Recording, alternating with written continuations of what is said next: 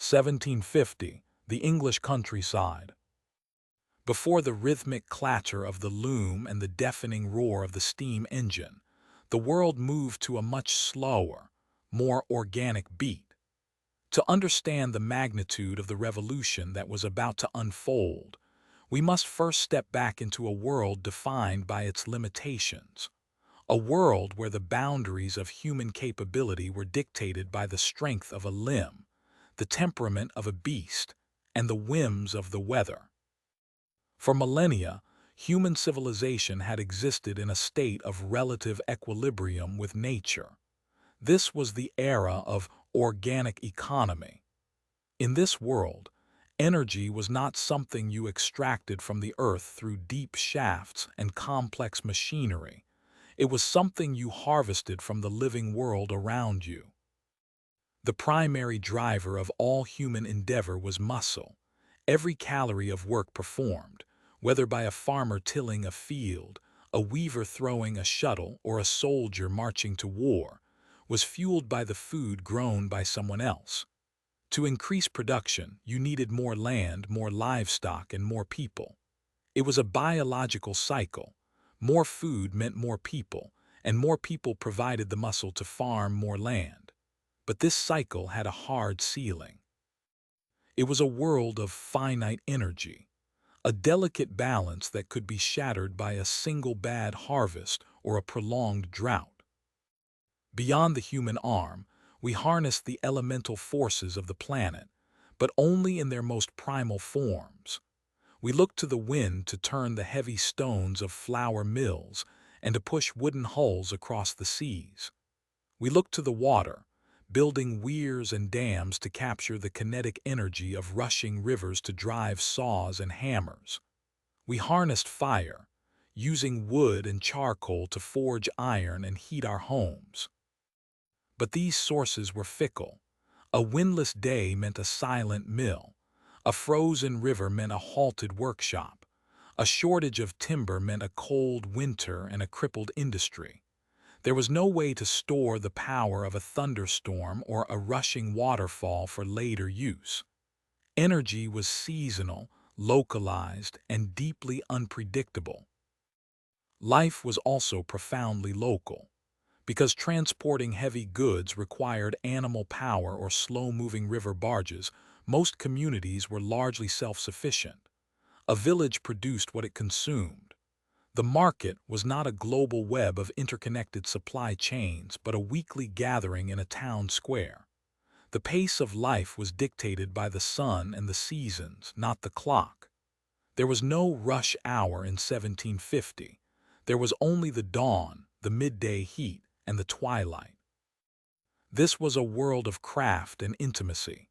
If you needed a tool, you went to the blacksmith. If you needed clothing, it was spun, woven, and sewn by hand, often within the same household. This was the cottage industry, a decentralized web of domestic production where work and home were indistinguishable. It was a world that felt permanent, almost eternal. To the peasant in a field or the weaver at a handloom, the idea that a machine could one day replace the strength of 100 men, or that a single engine could do the work of 1,000 horses, would have seemed not just impossible, but fundamentally unnatural. The stage was set. The biological limits of the world had been reached. Humanity was hungry for more power, more speed, more production, and the world was about to change forever. 1750, the English countryside. To understand the Industrial Revolution, we must first understand the ground beneath the feet of the people who lived through it. Before the smoke of the factories choked the horizon, Britain was a landscape of green, open, and shared space. For centuries, the backbone of English life was the open field system. This was a communal way of living.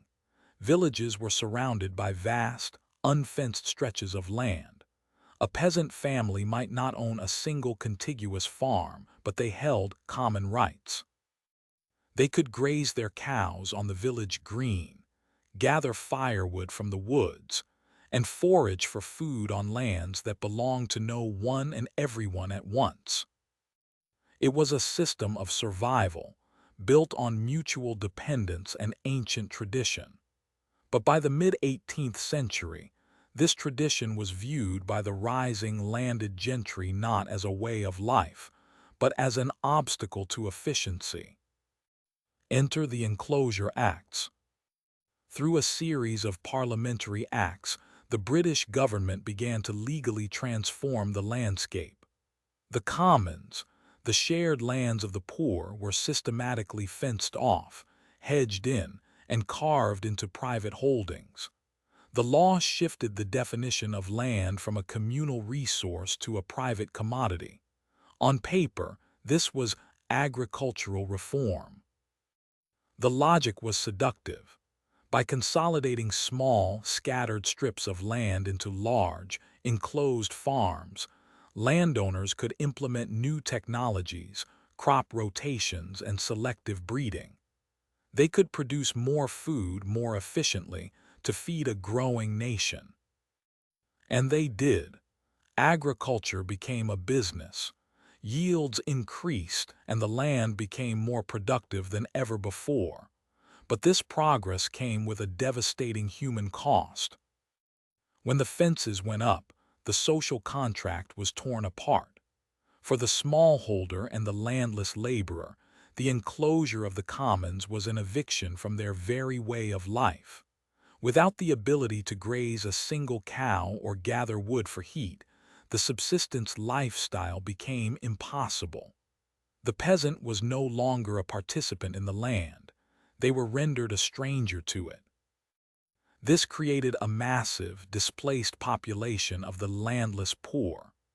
These were men, women, and children who had been pushed off the soil and left with nothing but their own labor to sell.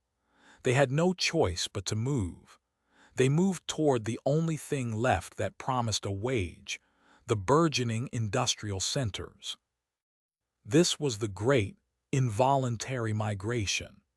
The Enclosure Acts acted as a centrifugal force, spinning the rural population out of the countryside and hurling them into the cramped, soot-stained streets of cities like Manchester, Birmingham, and Leeds. Without this sudden, desperate influx of human capital, the Industrial Revolution might have stalled. The factories required more than just steam and iron. They required a massive, concentrated, and cheap supply of labor. The Enclosure Acts provided that supply.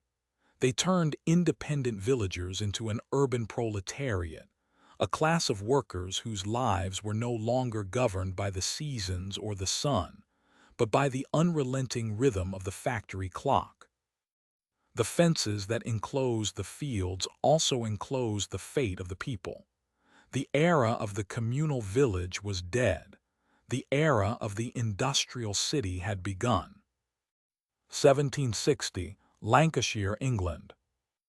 Before the roar of the steam engine or the soot of the coal mine, the rhythm of human life was set by the steady, rhythmic click of the handloom. For centuries, the production of cloth, the most essential commodity of the human experience, was a domestic affair. This was the cottage industry. In small, rural hamlets, families lived in a symbiotic dance with their craft.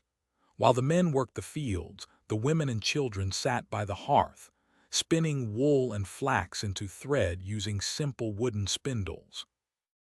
This was a slow, intimate, and deeply human process. It was decentralized and seasonal. Work was dictated by the light of the sun and the needs of the harvest. But this system had a fundamental flaw. It could not keep up with a growing world. The demand for textiles was exploding, yet the capacity to produce them was tethered to the physical limits of human hands. The breaking point arrived through a series of technological domino effects. The revolution did not begin with a single machine, but with a desperate need to solve bottlenecks.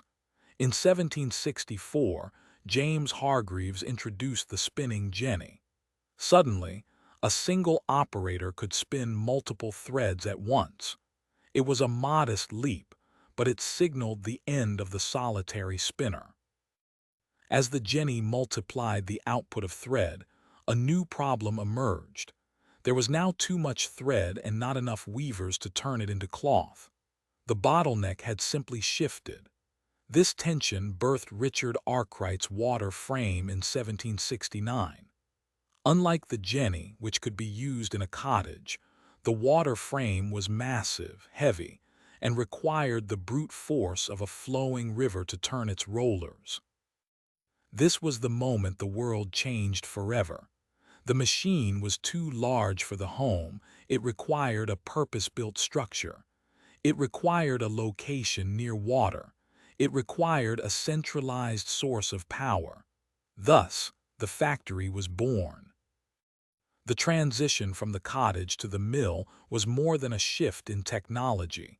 It was a violent reconfiguration of human society. The weaver, once a master of his own time and tools, was transformed into a hand, a cog in a vast, mechanical organism. The autonomy of the rural laborer was traded for the rigid, unforgiving discipline of the factory whistle. By the time Edmund Cartwright perfected the power loom in the 1780s, the cycle was complete. Weaving, once the slowest part of the process, was now mechanized, driven by the relentless energy of water and, eventually, steam. The textile industry became the vanguard of the Industrial Revolution, providing the capital and the blueprint for every industry that followed. But this progress came at a staggering human cost. As the massive, multi-story mills rose above the landscape, they drew thousands of people from the countryside into cramped, burgeoning urban centers. The air grew thick with lint and smoke. The workforce grew young and vulnerable, as children were sent into the bowels of the machines to fix broken threads, their small hands working amidst the deafening roar of iron and wood. The textile revolution was the engine that pulled humanity out of the Middle Ages and into the modern era. It turned cloth from a luxury into a commodity, but in doing so, it fundamentally rewrote the contract between man, work, and time. The loom had stopped spinning for the individual and started spinning for the world. 1765, Glasgow, Scotland.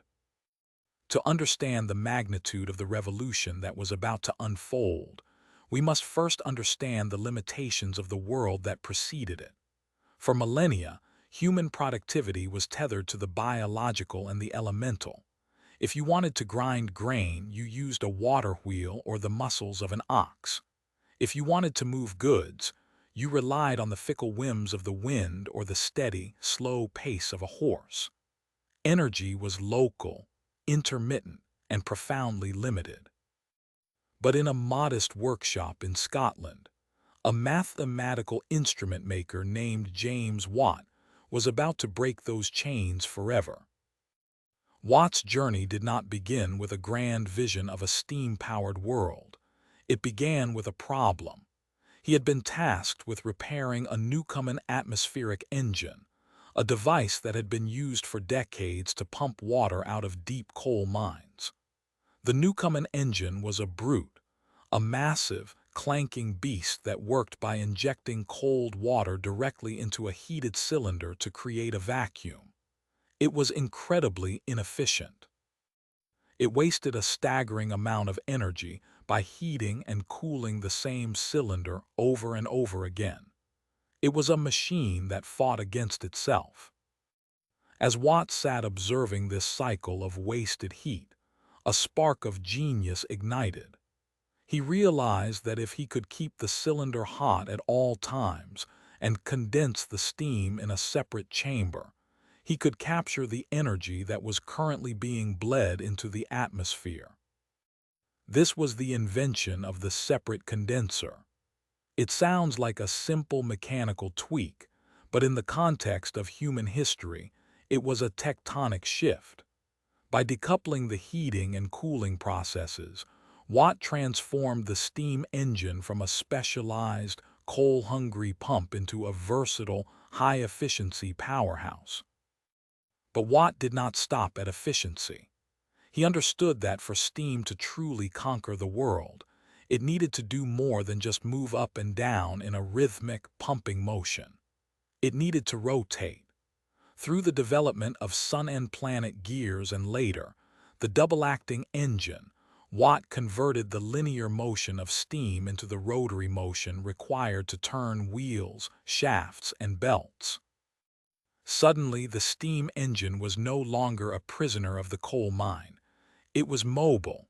It was adaptable. With Watt's engine, the geography of industry changed overnight. Previously, factories had to be built alongside fast-moving rivers to harness water power. With the mastery of vapor, the factory could be built anywhere. It could be placed near coal deposits, near ports, or, most importantly, near the growing centers of human population. This was the moment the age of steam truly began. The engine became the heartbeat of a new era. It drove the massive looms of the textile mills, turning thread into fabric at speeds no human hand could match. It powered the bellows of the iron foundries, allowing for the mass production of the very metal that would build the modern world. James Watt had provided the world with a way to decouple labor from the limits of nature. He had harnessed the thermal energy of fire and the kinetic energy of water, compressing them into a controllable mechanical force. The era of muscle and wind was dying. The era of the machine had arrived. And as the first clouds of coal smoke began to rise over the British landscape, the world would never be the same again. 1750, Shropshire, England. To understand the Industrial Revolution, one must look past the spinning looms and the steam engines to the very bones of the era.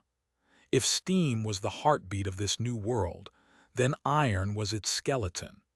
But for millennia, humanity had been limited by the quality of its metal.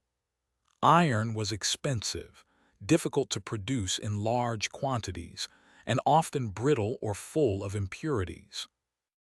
Before this moment, the world was built of wood, stone, and leather, materials that could be shaped by hand, but could not support the weight of a global machine.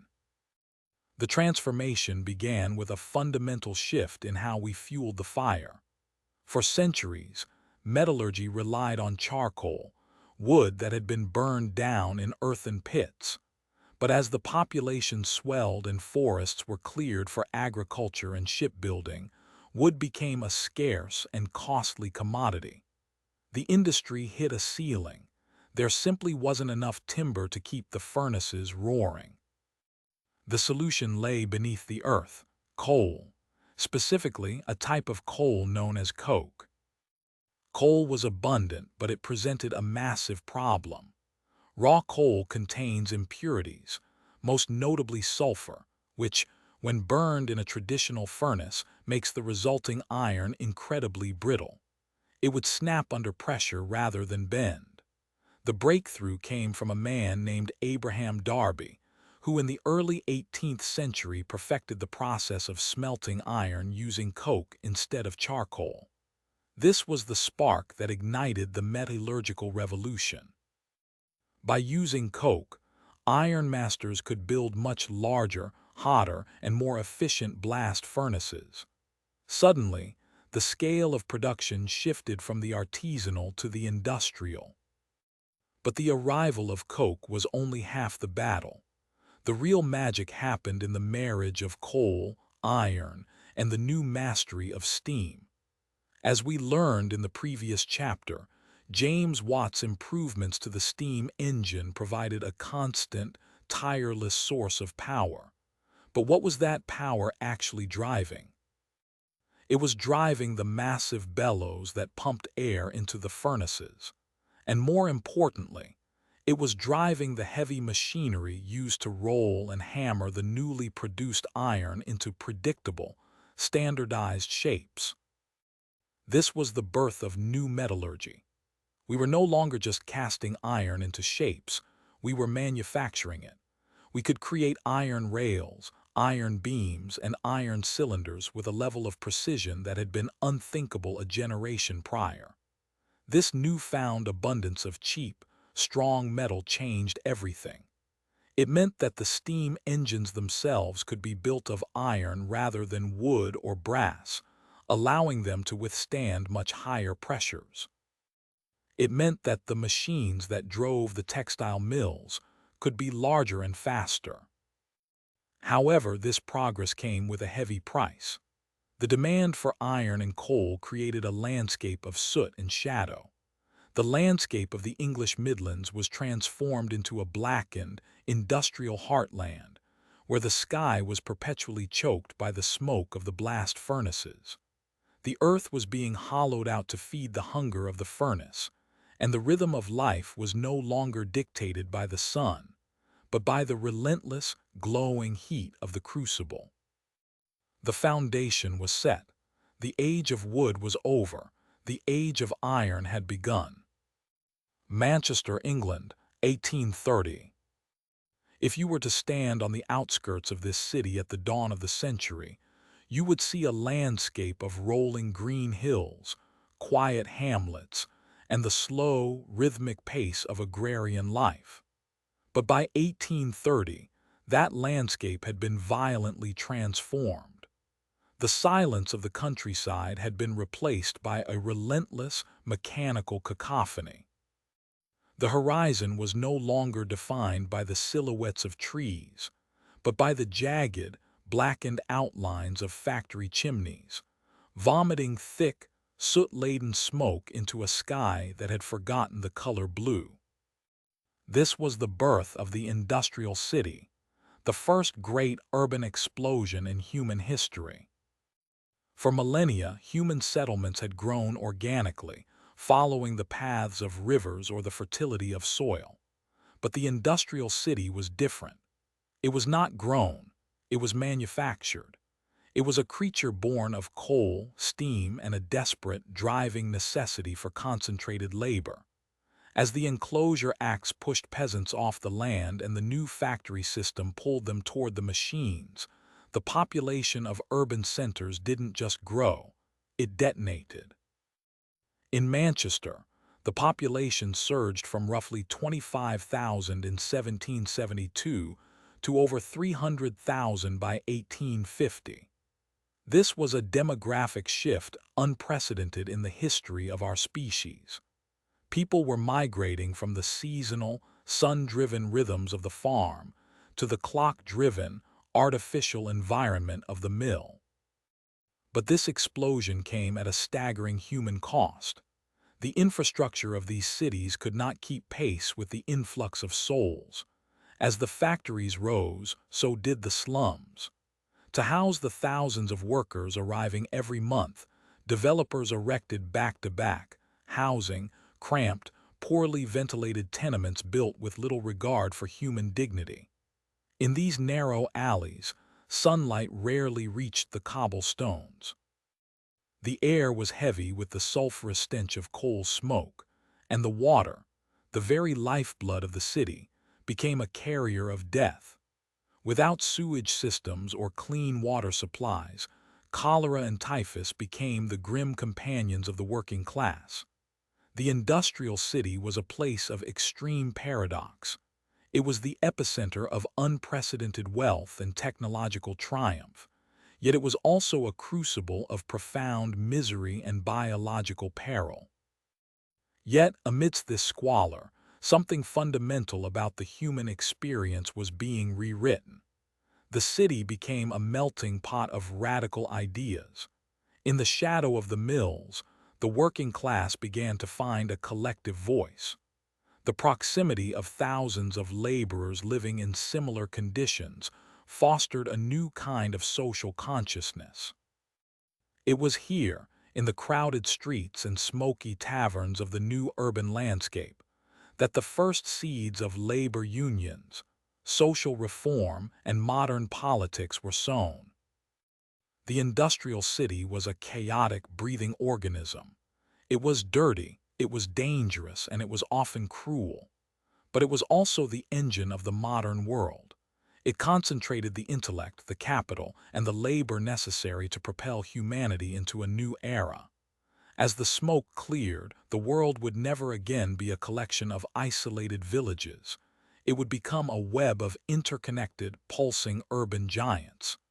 The age of the city had arrived, and with it, the modern age itself.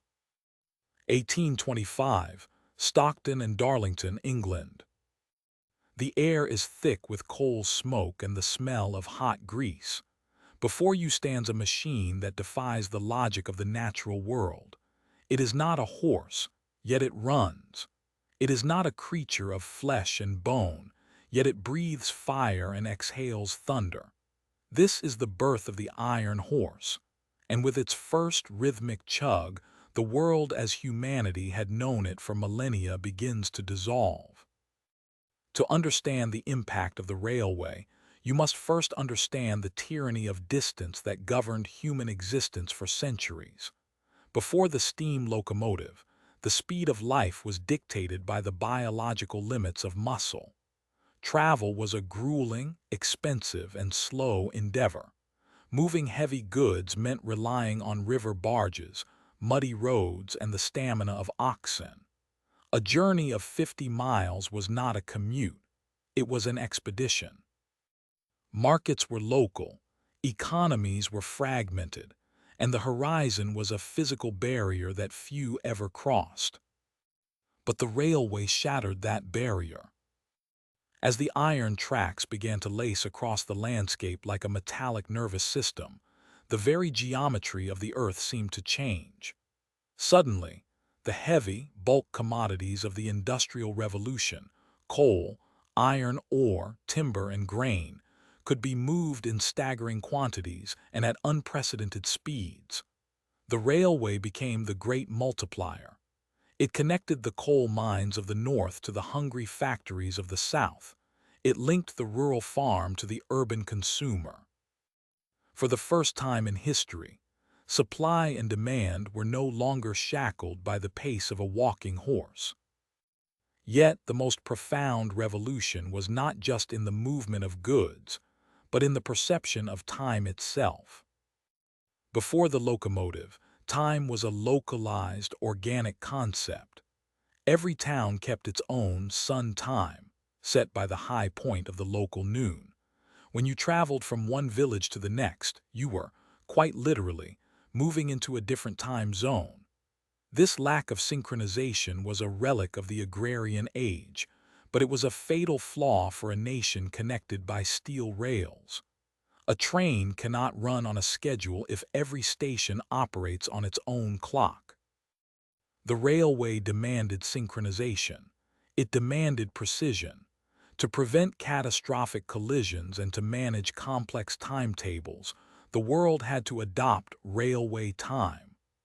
This was the dawn of standardized time, a shift that forced humanity to stop living by the rhythms of the sun and start living by the ticking of the mechanical clock.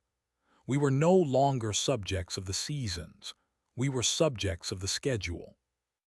As the tracks pushed further into the heartlands of Europe, America, and beyond, the social fabric underwent a radical transformation. The railway democratized movement.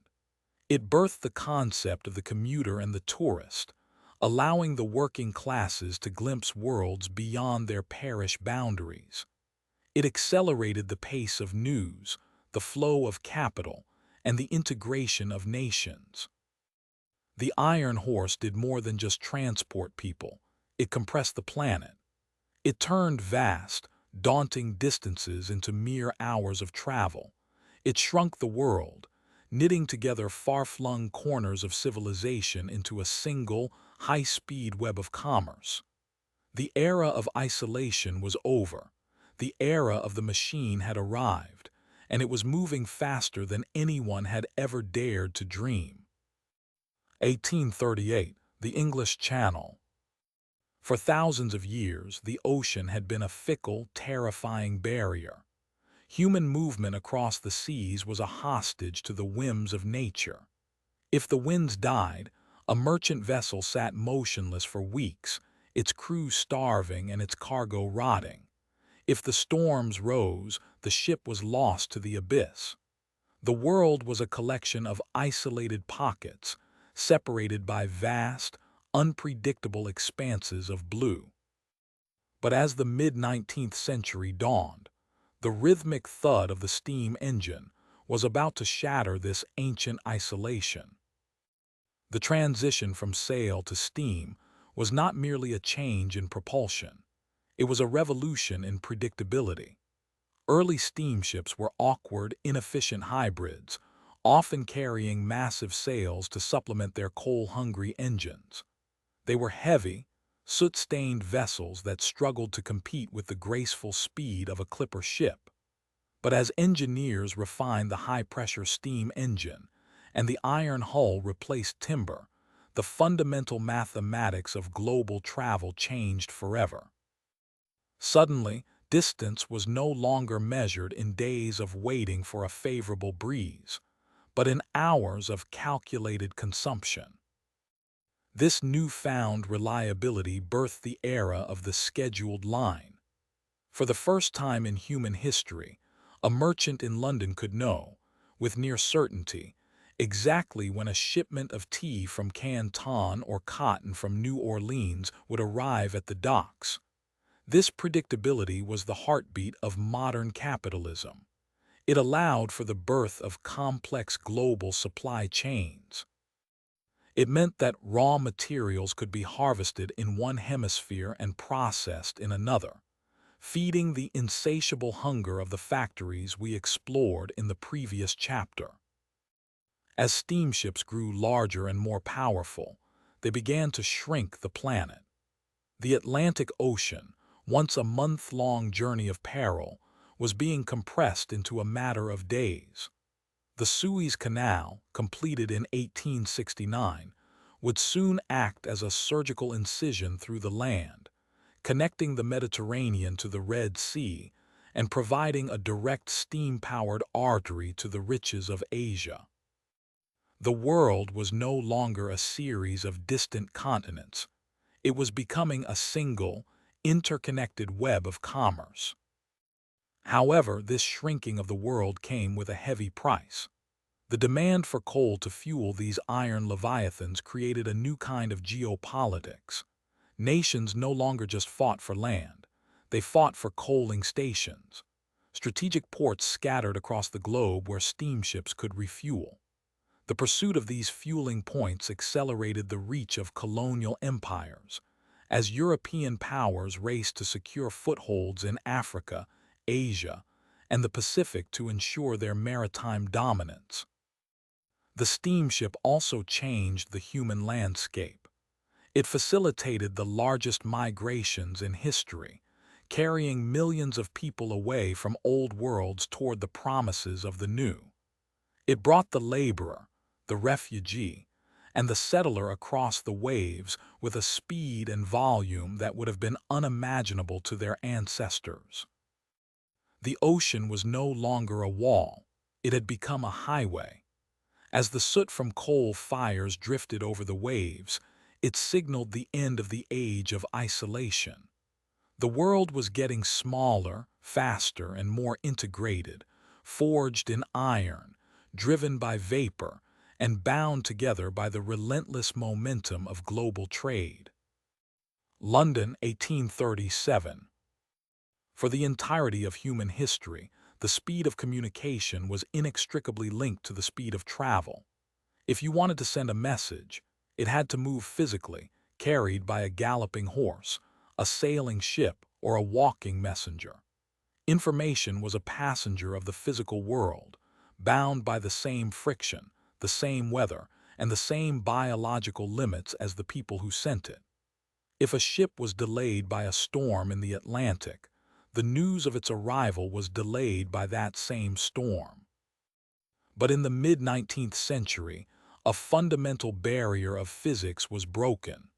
For the first time, information was decoupled from matter. The arrival of the electric telegraph did not just change how we communicated, It fundamentally rewired the human perception of time and space.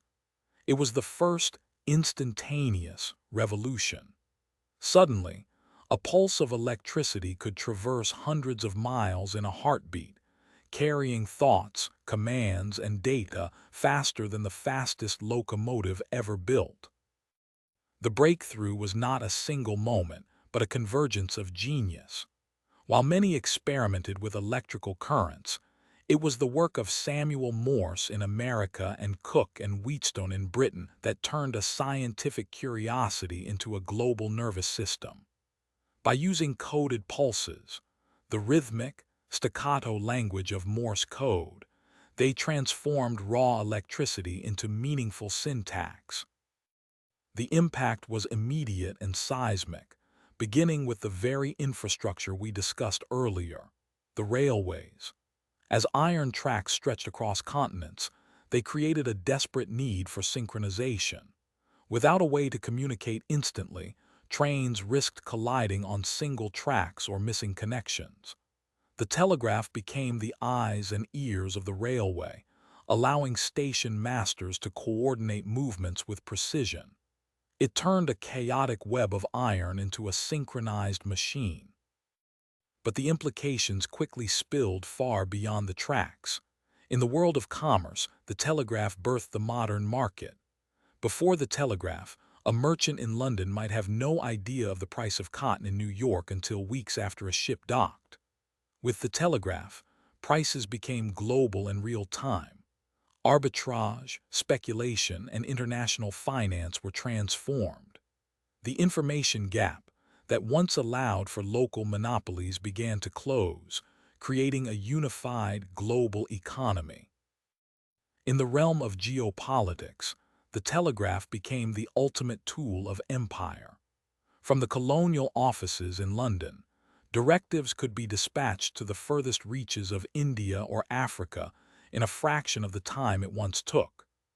It allowed for the centralization of power on a scale never before seen, enabling governments to manage distant territories with a level of control that would have seemed like sorcery to an 18th century king.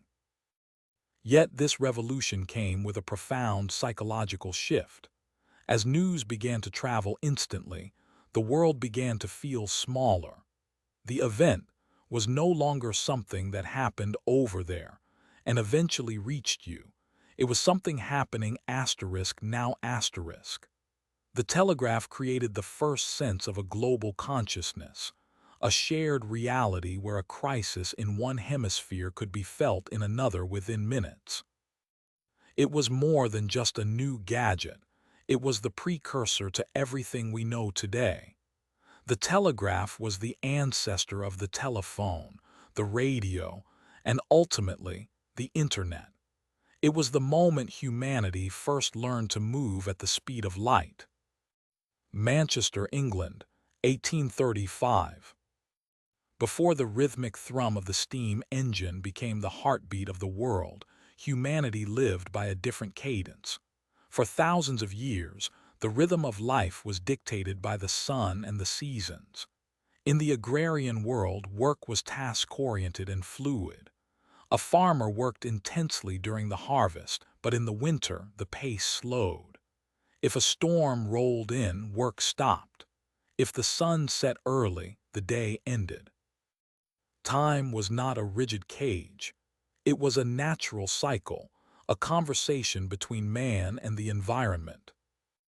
But as the iron rails began to stitch the continents together and the great chimneys of the north began to blot out the sun, a new, colder master emerged. It did not care about the harvest, nor did it respect the changing of the seasons. This master was the clock. The transition from the cottage to the factory was more than a change in location. It was a fundamental restructuring of the human psyche. In the old putting-out system, a weaver might work in their own home, pausing to tend to a garden or play with a child. They owned their tools, and more importantly, they owned their time. But the factory system demanded something entirely different: synchronization. A steam engine does not tire. A power loom does not need to rest. To maximize the massive capital investment of these machines, they had to run constantly. To keep the machines running, the humans had to be tethered to them. This gave birth to factory discipline. Suddenly, time was no longer something you experienced. It was something you sold. The clock became the ultimate arbiter of value. For the first time in history, being late became a moral and economic failing. The factory bell replaced the rooster's crow, signaling a synchronized march of thousands of bodies into the maw of industry. This shift introduced a brutal new concept, the hourly wage. In the agrarian world, you were rewarded for the completion of a task, the reaping of a field or the spinning of a yarn. In the industrial city, you were rewarded for the mere occupation of time. You were paid for your presence, your endurance, and your submission to the mechanical tempo. The psychological toll was immense. Workers, many of whom had spent their lives in the open air, were now confined to dim, cavernous halls where the only light came from flickering gas lamps, and the only sound was the deafening, relentless roar of iron on iron. The clock time enforced a relentless monotony. The ebb and flow of human energy was crushed under the weight of the minute hand. This was the birth of the modern workday. It established the rigid boundaries between work and life that still define our existence today. It created the concept of the shift, the overtime, and the punch-in. As we look back from our digital age, where the lines between work and home are blurring once again, we must recognize that this era was the moment humanity traded the seasonal rhythm of the earth for the artificial precision of the machine. We learned to live by the second, and in doing so, we became the cogs in a global engine that has never truly stopped turning. Manchester, England, 1830. The air here is not just air. It is a thick, soot-choked shroud that clings to the lungs of every passerby. As the rhythmic, deafening thud of the steam-powered looms echoes through the narrow streets, a new kind of tension is building, one that cannot be measured by a pressure gauge or a steam engine's piston. This is the friction of a society being torn apart and reassembled in real time. For centuries, the rhythm of life was dictated by the sun and the seasons. But the Industrial Revolution has replaced the seasonal cycle with the unrelenting tyranny of the clock. In the shadow of the great factory chimneys, a new class of human has emerged, the proletariat. They are the men, women, and children who own nothing but their labor, and they are selling that labor for wages that barely stave off starvation. The conditions inside the factories are nothing short of harrowing. We are talking about 14-hour shifts in sweltering, poorly ventilated halls. We are talking about children, some no older than 6, crawling beneath moving machinery to clear jams or sweep up lint, a task that carries the constant, terrifying threat of mutilation or death. In this new world, the worker is not a craftsman with a sense of pride in his finished product. He is a mere cog in a vast, impersonal machine. When a cog wears down, it is discarded and replaced. This systemic dehumanization has become the tinder for a social explosion. At first, the response to this hardship was fractured and desperate. There were the Luddites, the skilled weavers who, seeing their livelihoods destroyed by the power loom, took to the night to smash the machines that had rendered them obsolete. They weren't merely anti-technology. They were fighting for a way of life, and a dignity that the factory system was systematically erasing. But as the mid-19th century progressed, the resistance shifted from smashing machines to organizing people. The realization began to dawn. While a single worker is easily crushed, A collective is a force that even the mightiest industrialist cannot ignore. The birth of the labor movement was a slow, violent, and often illegal struggle. In many places, combinations, the early term for unions, were outright banned by laws like the Combination Acts in Britain, viewed by the ruling class as a conspiracy against free trade. Yet the impulse to organize was too strong. Secret meetings were held in dimly lit pubs. Illegal strikes were called in the dead of night. From these clandestine beginnings emerged the Chartists, who demanded political voice for the working man, and the first true trade unions, which fought for the most basic of human requirements: shorter hours, safer conditions, and a living wage. They faced the brutal reality of blacklisting, police crackdowns, and the overwhelming power of factory owners who often controlled the very housing and food the workers relied on. This was more than just a dispute over pennies and hours. It was a fundamental struggle over the soul of the modern age. It was a question of who should benefit from the unprecedented wealth generated by steam and iron: the few who owned the machines, or the many who operated them. The social friction of this era would eventually reshape the very foundations of democracy, giving rise to the social contracts and labor rights that define the modern world. The gears of industry were turning, but for the first time, the hands that turned them were beginning to push back.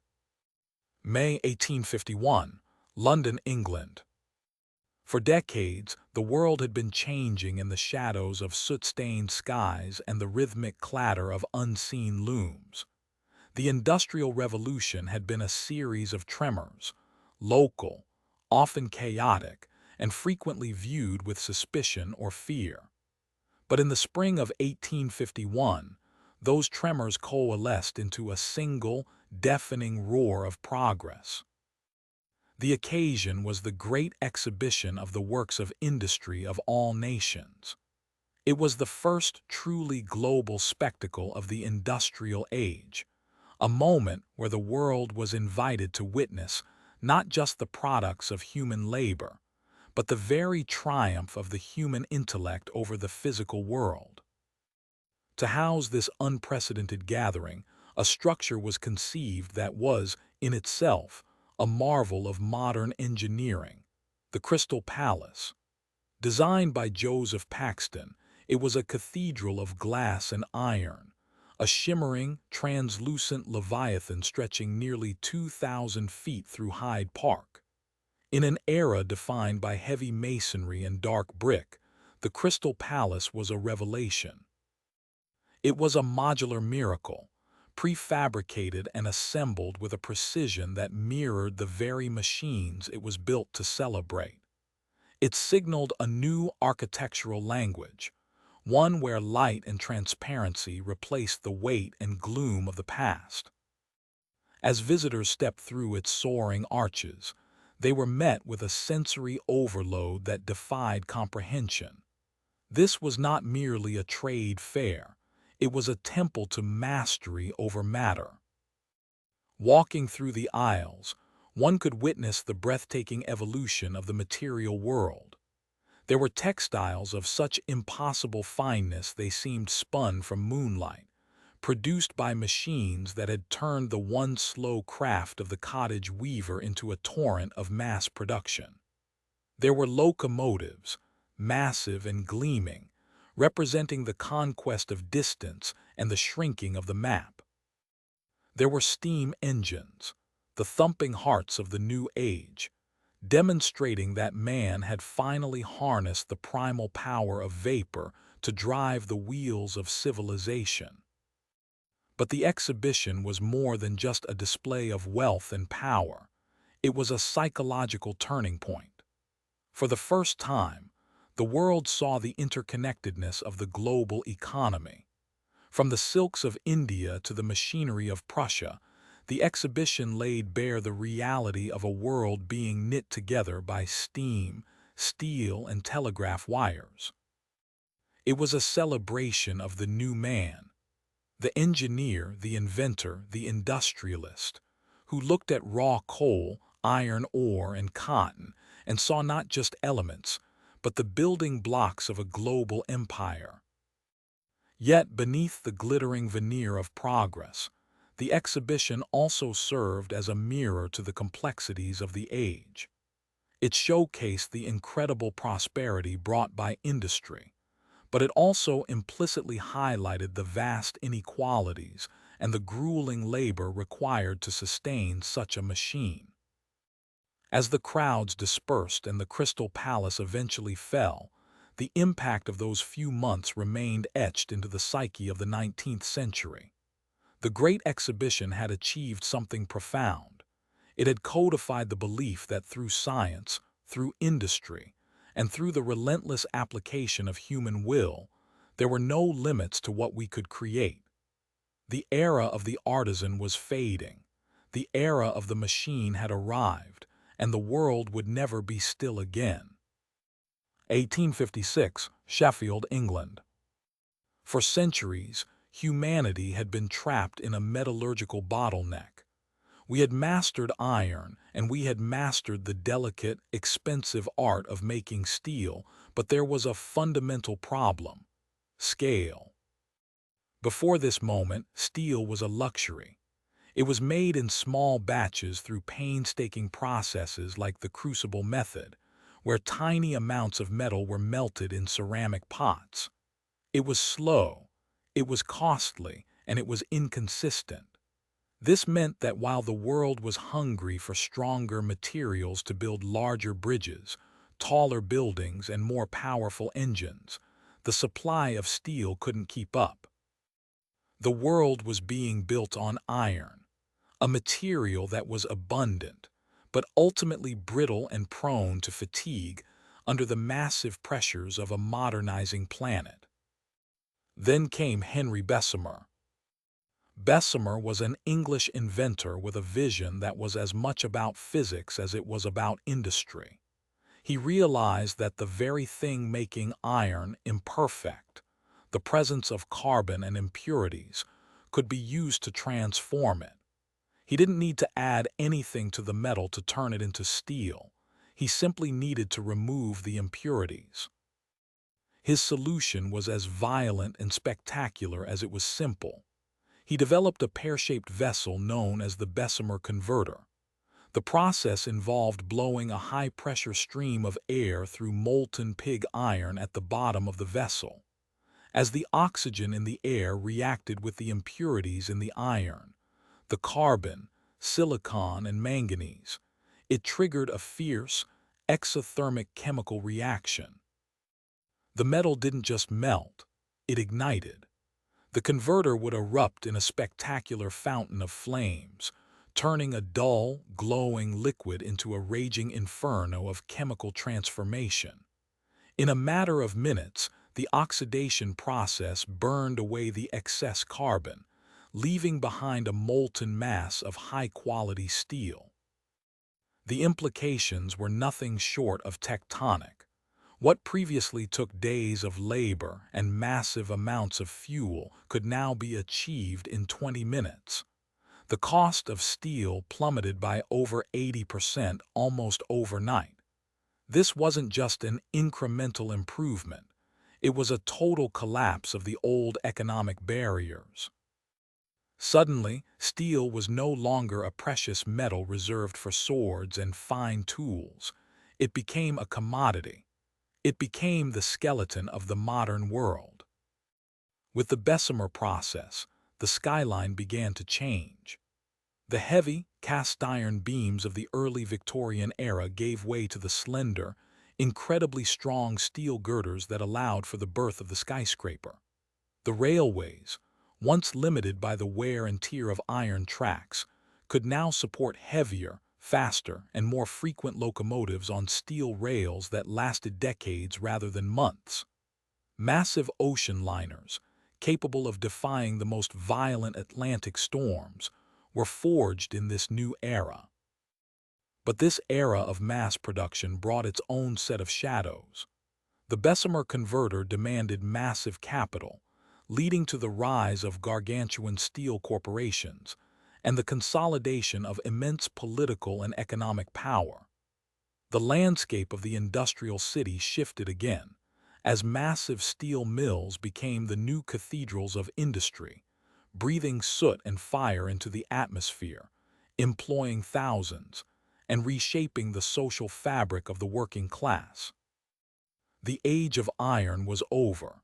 The age of steel had arrived, and with it, the structural foundation of the modern civilization we inhabit today. 1882, New York City. As the sun sets over Manhattan, a miracle occurs. For the first time in human history, the darkness is not merely pushed back by the flickering, smoky glow of gas lamps, but is actively conquered by a steady, silent, and brilliant light.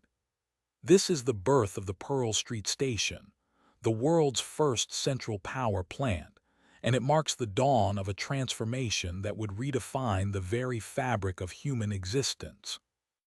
For centuries, the rhythm of life was dictated by the sun. When darkness fell, productivity ceased and the world retreated into the shadows. But as we enter the second industrial revolution, a new force is emerging, one that is invisible, yet possesses the power to reshape the planet. This is electricity. The transition from steam to electricity was not a single leap, but a fierce, high-stakes battle for supremacy. It was famously known as the War of Currents. On one side stood Thomas Edison, the prolific inventor who championed direct current, or DC. Edison's vision was localized. His power could only travel short distances before losing strength, requiring a power station on nearly every street corner. On the other side stood Nikola Tesla and the industrial titan George Westinghouse, who championed alternating current, or AC. AC was the revolutionary answer to the problem of distance. Through the use of transformers, AC could be stepped up to incredibly high voltages, allowing electricity to be transmitted over hundreds of miles of wire with minimal loss. When the massive Niagara Falls hydroelectric project successfully harnessed the power of rushing water and sent it pulsing through the landscape via AC, the debate was effectively over. The world would be powered by the grid. The impact of the electric grid was twofold, striking both the home and the factory with equal force. First, there was the liberation of the night. The incandescent light bulb did more than just illuminate rooms, it extended the human day. It turned cities into nocturnal hubs of culture, commerce, and safety. It fundamentally altered human biology, social habits, and the concept of leisure time. But the true industrial earthquake occurred within the walls of the factory. In the era of steam, machines were tethered to a single, massive central engine. A complex, dangerous web of belts, pulleys, and shafts had to snake across the ceiling to transfer power from the steam engine to every individual tool. If the main engine failed, the entire factory died. If a belt snapped, it could be fatal. Electricity decoupled the machine from the engine. The introduction of the electric motor allowed for unit drive systems. Now, every single machine could have its own dedicated motor. This meant factories could be laid out for efficiency rather than proximity to a steam shaft. It allowed for smaller, more precise, and more flexible production lines. It paved the way for the assembly line, enabling the mass production that would define the 20th century. As the grid expanded, it acted like a nervous system for civilization. It didn't just power light bulbs, it powered the telegraphs, the telephones, and eventually the very motors that would drive the heavy industry of a new age. The world was no longer a collection of isolated pockets of light. It was becoming a single, interconnected, and electrified machine. The age of muscle and steam was fading. The age of the electron had arrived. 1856, London. For centuries, the colors of the human world were dictated by the whims of nature. If you wanted a deep crimson, you harvested thousands of tiny insects. If you wanted a vibrant blue, you sought the rare woad plant. Color was expensive, seasonal, and inherently limited by the biological capacity of the earth. But in a small laboratory, a young chemist named William Henry Perkin was attempting to synthesize quinine to treat malaria. He failed to find the medicine, but instead, he accidentally stumbled upon a deep, dark purple residue in his beaker. He had created movine, the world's first synthetic aniline dye. This accidental discovery was the spark that ignited the chemical revolution. It signaled a profound shift in the human story. We were no longer merely harvesting what the earth provided. We were beginning to rearrange the very molecules of nature to suit our desires. As the 19th century gave way to the 20th, the laboratory replaced the farm as the primary source of new materials. The dye industry exploded, turning textiles from a luxury of the elite into a colorful commodity for the masses. But the implications of synthetic chemistry went far deeper than fashion. They reached into the very soil beneath our feet. By the turn of the century, the world faced a terrifying mathematical reality. The global population was growing faster than the Earth's ability to produce food. The old methods of farming, relying on manure and natural compost, were hitting a biological ceiling. The solution arrived through the mastery of nitrogen.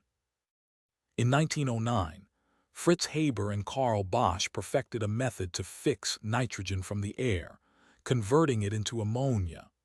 This was the birth of the Haber-Bosch process. It was a double-edged sword of unprecedented proportions. On one hand, it allowed for the mass production of synthetic fertilizers, effectively mining the atmosphere to feed billions. It is no exaggeration to say that nearly half of the nitrogen atoms in your body right now were once processed in a chemical plant.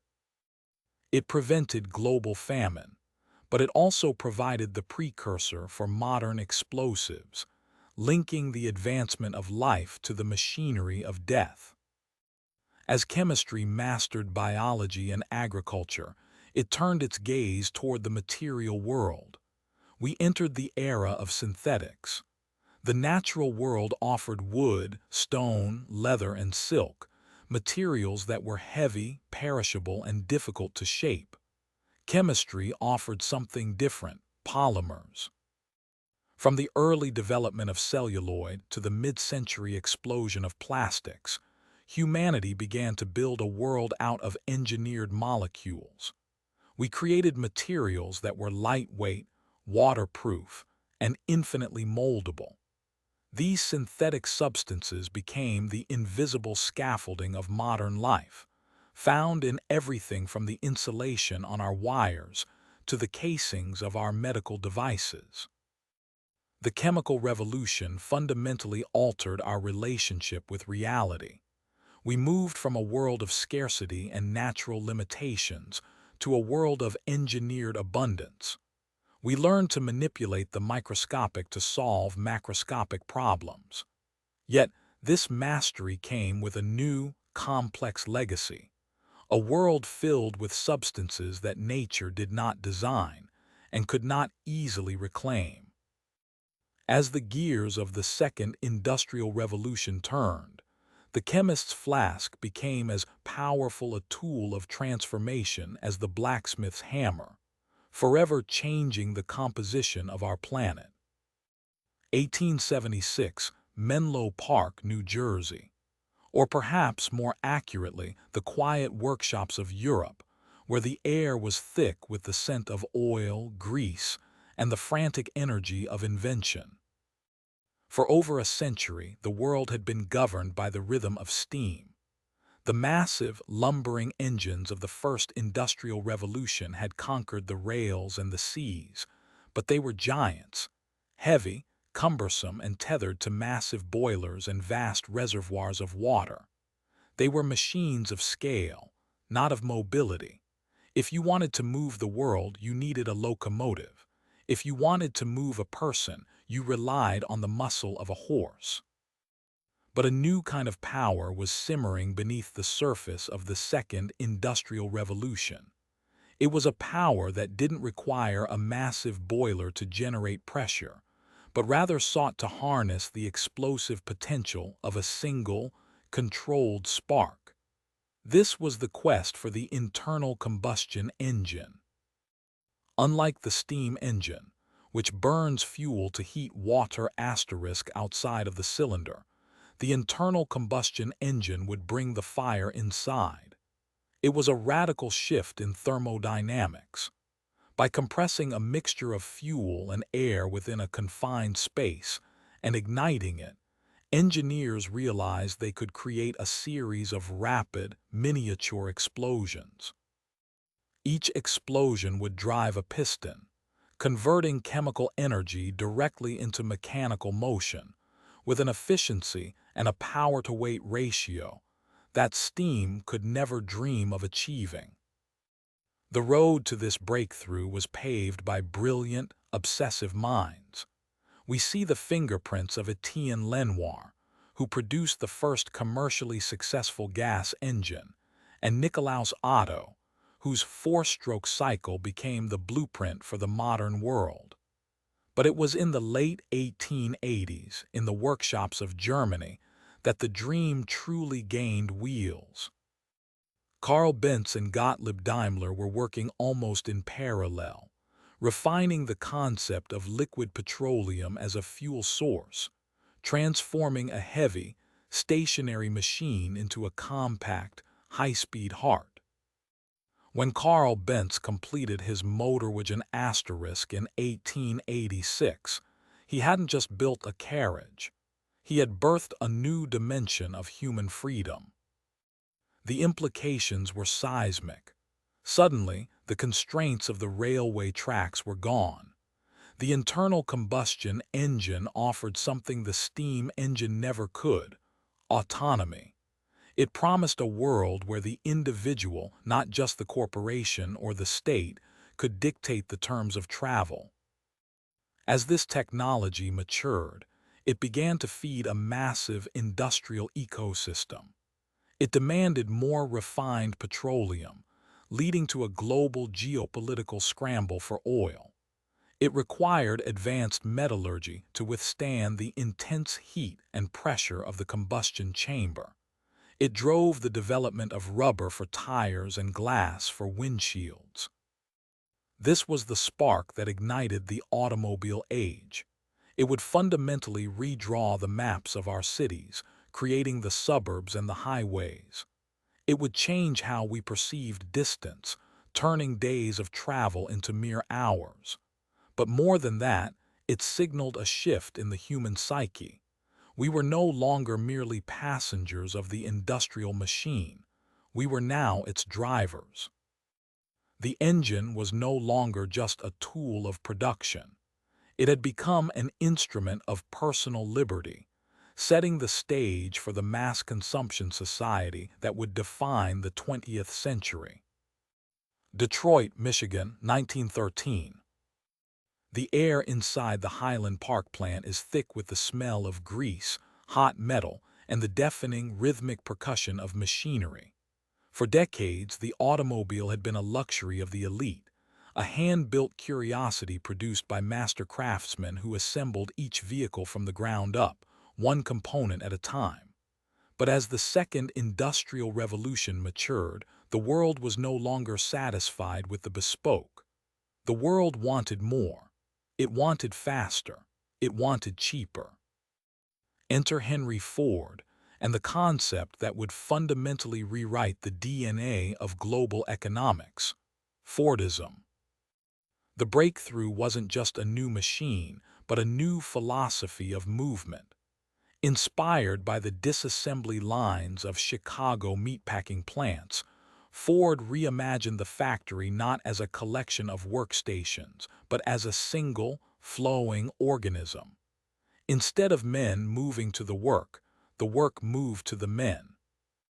The moving assembly line transformed the production of the Model T from a slow, artisanal process into a relentless, mechanized ballet. A chassis would arrive on a conveyor, and as it crawled forward at a steady, unyielding pace, workers performed a single, repetitive task. One man tightened a bolt, another installed a wheel, another mounted a fender. By breaking complex labor into microscopic, simplified motions, Ford stripped away the need for highly skilled craftsmen, replacing them with a massive, disciplined workforce of semi-skilled laborers. The results were staggering. In 1908, it took over 12 hours to assemble a single chassis. By 1913, that time had plummeted to just 93 minutes. This explosion in productivity triggered a seismic shift in the global social fabric. As the cost of production fell, the price of the automobile plummeted. For the first time in human history, the very people who built the machines could afford to buy them. To ensure this, Ford introduced the legendary $5 day, a wage that was nearly double the industry average at the time. This wasn't mere charity. It was a calculated industrial strategy. By turning his workers into consumers, Ford closed the loop of the industrial cycle. This was the birth of the era of mass consumption. The assembly line did more than just churn out cars. It created a blueprint for the modern world. It dictated a new way of life characterized by standardization. If you wanted a Model T, you could have it in any color, so long as it was black. This predictability allowed for unprecedented scale, fueling the growth of ancillary industries, steel, rubber, glass, and oil, creating a massive, interconnected web of global trade. But this efficiency came at a psychological cost. The human element was being recalibrated to match the rhythm of the machine. The worker was no longer a creator, but a cog in a vast, mechanical clockwork. The repetitive, soul-crushing nature of the line would become a central theme of 20th-century literature and sociology, a symbol of both incredible human achievement and profound alienation. As the gears of Fordism turned, they didn't just move metal, they moved civilization. They ushered in an age where abundance was the new norm, where the middle class was forged in the heat of the factory, and where the relentless pursuit of efficiency became the driving force of the modern world. Berlin, 1884. As the great powers of Europe gathered at the Berlin Conference to carve up the African continent, they were not merely playing a game of geopolitical chess. They were responding to a biological imperative of the machine. By the late 19th century, the Second Industrial Revolution had fundamentally altered the hunger of the modern state. The Black Revolution of coal and iron had given way to a silver revolution of steel, electricity, and chemicals. But this new era of progress came with a voracious, insatiable appetite for resources that the European continent simply could not provide. The internal combustion engine had turned oil from a curiosity into a strategic necessity. The electrical grid demanded vast quantities of copper. The burgeoning chemical industry required nitrates for fertilizers and dyes, and rubber for the gaskets and tires that made the New World move. To fuel the assembly lines of Detroit, the steel mills of the Ruhr Valley, and the factories of Manchester, the industrial giants needed more than just markets. They needed control. This necessity birthed a new, more aggressive form of imperialism. It was no longer just about prestige or territorial expansion. It was about the securing of supply chains. The industrial machine had become a predator, and the global south became its hunting ground. In the Congo, the demand for rubber, driven by the exploding bicycle and automobile industries, led to one of the darkest chapters of human history, as the Belgian king Leopold II turned an entire region into a mechanized extraction zone fueled by unimaginable brutality. In Southeast Asia, the pursuit of tin, rubber, and oil led to the consolidation of colonial empires that reshaped the geography of the East. In the Middle East, the quest for the black gold of petroleum began to redraw the maps of the world, setting the stage for a century of conflict. This was the era of new imperialism, where the factory and the fortress became inextricably linked.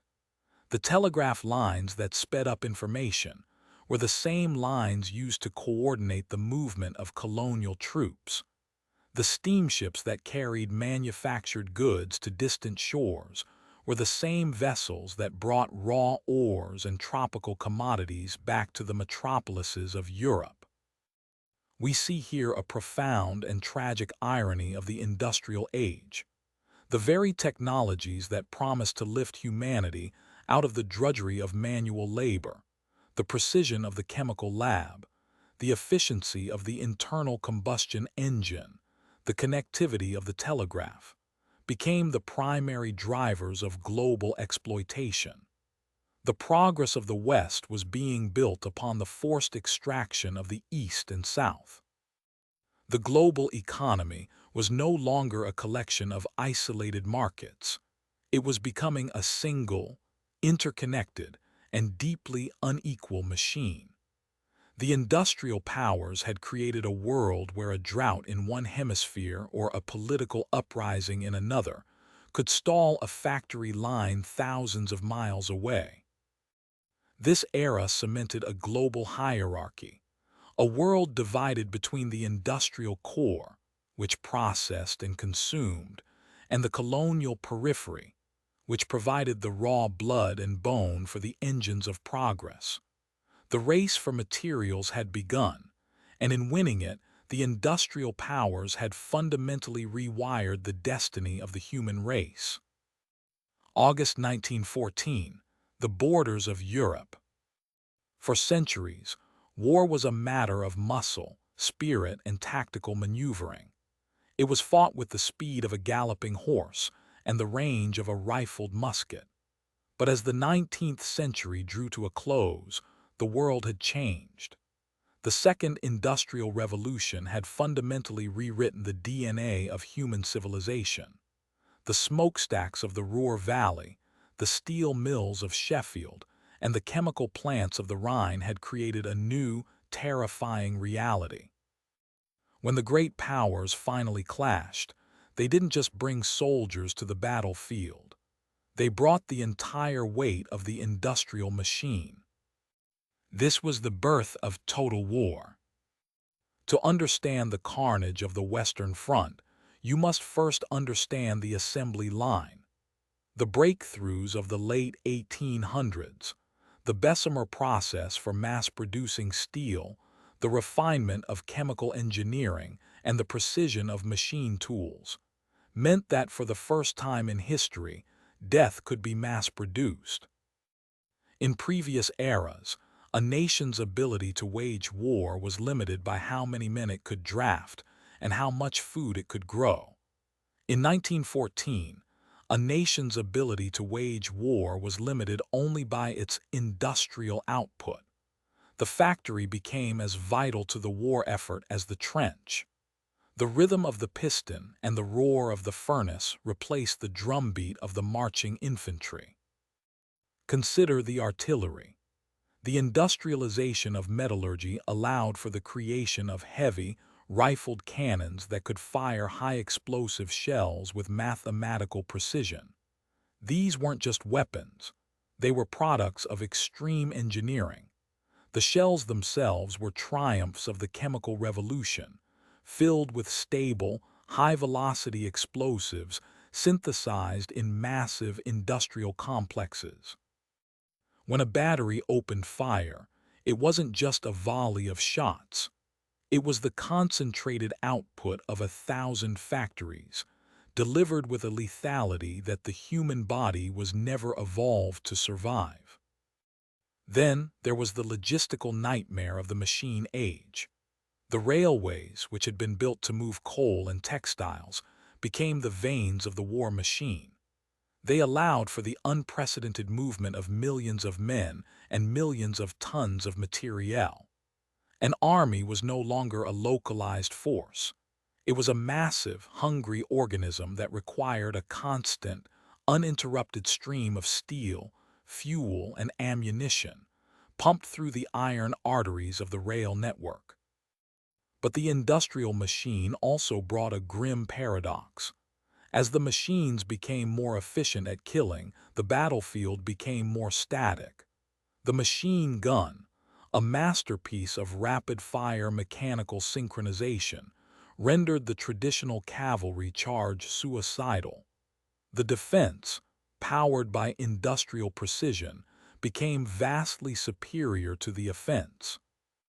This imbalance forced men into the mud, into the trenches, creating a stalemate where the only way to break the deadlock was to build even larger, more violent machines.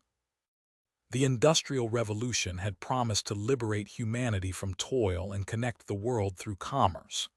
Instead, in the summer of 1914, it provided the tools to industrialize slaughter. The Great War was not merely a conflict of nations, it was a collision of machines. It was the moment humanity realized that while we had mastered the atom, the chemical, and the gear, we had not yet mastered the devastating consequences of our own ingenuity. October 1929, New York City. For decades, the world had been accelerating. The roar of the internal combustion engine, the hum of the electric grid, and the relentless rhythm of the assembly line had created a sense of unstoppable momentum. The Second Industrial Revolution had promised a future of infinite growth and endless consumption. But in a single, catastrophic heartbeat, the music stopped. The Wall Street crash was not just a financial collapse, it was a systemic seizure of the global industrial organism.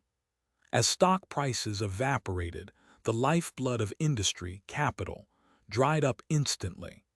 Banks failed, credit vanished, and the gears that had driven the modern world began to shudder, slow, and eventually grind to a violent halt.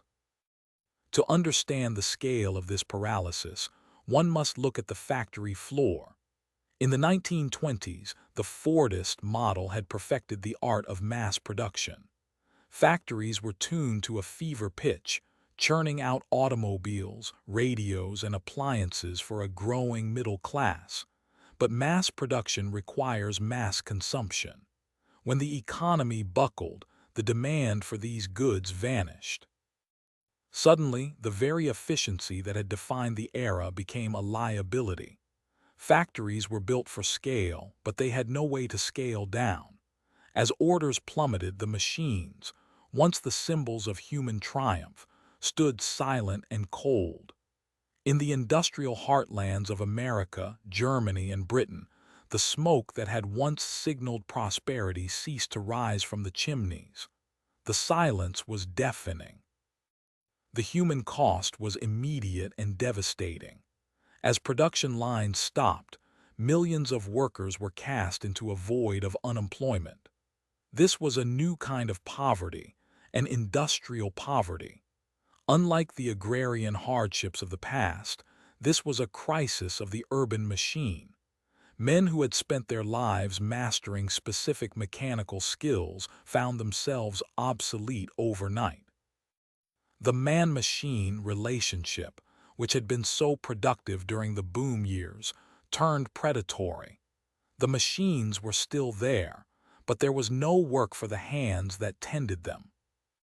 This was a feedback loop of failure. Unemployed workers could not buy goods. Because they could not buy goods, factories produced less. Because factories produced less, they laid off more workers. The Great Depression was a mechanical failure of the entire socioeconomic engine. Global trade, the connective tissue of the industrial world, fractured along nationalist lines. Protectionist tariffs rose like walls, choking the flow of raw materials and finished products. The interconnectedness that had made the Second Industrial Revolution so powerful now served to transmit the economic contagion to every corner of the globe. Yet, amidst this stagnation, a grim transformation was occurring. The failure of the unregulated industrial machine forced a fundamental rethinking of the relationship between the state, the economy, and the worker. The era of laissez-faire was dying in the breadlines. As the gears sat idle, the world began to realize that an industrial civilization is only as strong as the stability of the society that sustains it. The machines were silent, but in that silence, the blueprint for a new, more regulated, and more resilient industrial age was being drawn. The gears would turn again, but the world they powered would never be the same. September 1, 1939, Berlin, Germany. As the first shots of World War II rang out, the world learned a terrifying truth. The outcome of modern conflict would not be decided solely by the bravery of soldiers on the front lines, but by the capacity of factories to churn out steel, oil, and munitions at an unprecedented scale. This was the era of total war, a concept where the distinction between the civilian and the soldier blurred, and the entire industrial capacity of a nation was harnessed for a singular purpose: destruction. If the First World War was a clash of empires, the Second World War was a clash of assembly lines. The industrial landscape was no longer just about economic growth. It was about survival. In the United States, the arsenal of democracy was born. Before the attack on Pearl Harbor, American industry was largely geared toward consumer goods, cars, appliances, and radios. But overnight, the gears shifted. Factories that once produced sewing machines were retooled to manufacture aircraft engines. Automotive plants that once built Buicks and Fords were transformed into massive hubs for producing tanks and jeeps.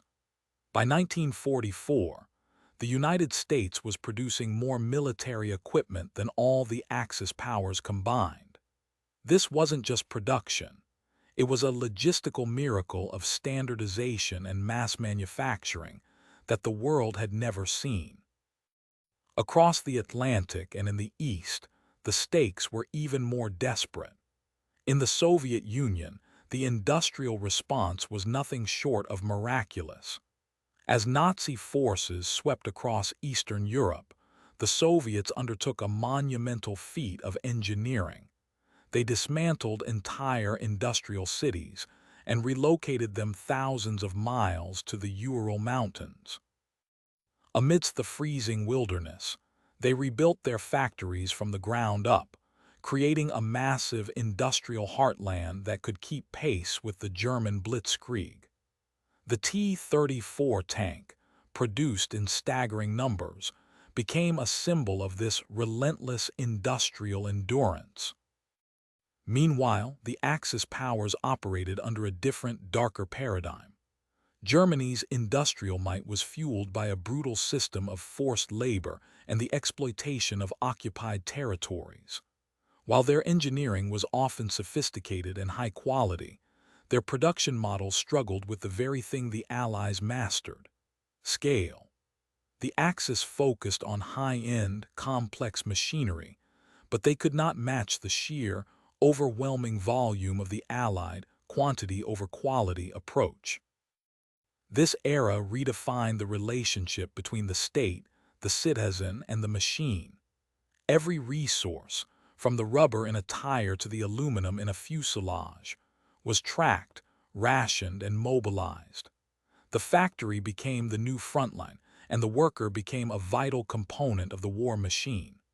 Women, in particular, stepped into roles previously held by men, fundamentally altering the social fabric of the industrial workforce. Total war production proved that in the 20th century, victory was a math problem. It was a calculation of how many tons of TNT could be cast, how many gallons of aviation fuel could be refined, and how many thousands of engines could roll off a conveyor belt every single day. The industrial might of World War II didn't just win the war. It set the stage for the post-war era, creating the massive, interconnected, and high-output manufacturing systems that would define the global economy for decades to come. 1903, Kitty Hawk, North Carolina. A gust of wind sweeps across the dunes, carrying with it the scent of salt and the impossible sound of a sputtering engine. For centuries, humanity had looked at the birds with a mixture of envy and longing, but until this moment the sky was a realm reserved for the divine and the winged. When Orville and Wilbur Wright achieved their first powered, controlled flight, they didn't just launch a machine, they launched a new era of human industrial ambition. But the aviation of the early 20th century was a fragile, primitive thing. These first machines were masterpieces of craftsmanship rather than mass production. They were built by hand, constructed from spruce wood, piano wire, and doped linen fabric. They were light, yes, but they were also incredibly delicate, vulnerable to the slightest structural fatigue or a sudden change in weather. At this stage, flight was the domain of the daredevil and the tinkerer, a romantic but perilous pursuit. Then the world caught fire. As the Great War erupted, the romanticism of early flight was stripped away, replaced by the cold, hard necessity of industrial warfare. The airplane was no longer a toy. It was a weapon. This shift forced a radical evolution in manufacturing. The wood and fabric era met its limit as engineers realized that to survive the stresses of combat and the increasing power of engines, aircraft needed to be harder, faster, and more durable. The solution came from the laboratory and the heavy foundry, the transition to the age of metal. The development of duralumin, an early aluminum alloy, changed everything. Aluminum offered a revolutionary proposition. It was lightweight enough to defy gravity, yet strong enough to withstand the rigors of high-speed maneuvers. Suddenly, the sky was no longer filled with kites. It was filled with metal skins. The assembly line, perfected in the automotive industry, began to migrate to the hangar. Aircraft production moved from the workshop to the massive industrial complex, where thousands of rivets were driven into gleaming silver fuselages. By the time the world emerged from its second great conflict, the piston engine had reached its zenith, but the horizon was calling for something more. The internal combustion engine, while revolutionary, had a ceiling, a physical limit to how much power it could extract from air and fuel. The breakthrough arrived with the jet engine. This was not just an incremental improvement, it was a total reimagining of propulsion. By harnessing the principle of jet propulsion, compressing air, mixing it with fuel, and igniting it to create a high-velocity exhaust, engineers bypassed the mechanical limitations of propellers. This leap transformed aviation from a specialized military tool into a global industrial backbone. The jet engine allowed for the shrinking of the planet. It paved the way for the era of mass commercial travel, turning months of ocean crossings into mere hours of flight. The industrial machine had mastered the air, moving from the fragile whispers of wooden wings to the thunderous, supersonic roar of the jet age. We had not just learned to fly. We had learned to dominate the skies through the relentless, iterative power of industrial progress. 1942, the United States of America. In the early years of the Second World War, the Allied powers faced a mathematical impossibility. They were not just fighting an army, they were fighting a crisis of scale. To defeat the Axis, it was no longer enough to simply build a tank or a plane. They had to build 10,000 of them. They had to build them simultaneously, across different continents, and ensure that every single nut, bolt, and piston was compatible with every other part produced in a factory thousands of miles away. This was the era where industry ceased to be about the individual machine and became about the system. This is the story of how the chaos of war forced the birth of modern logistics, the science of standardization, and the architecture of the global supply chain. Before this era, manufacturing was often an artisanal process. Even in the age of mass production, there was significant variance. A screw made in Detroit might not perfectly fit a nut made in Philadelphia. In the frantic tempo of total war, such inefficiency was a death sentence.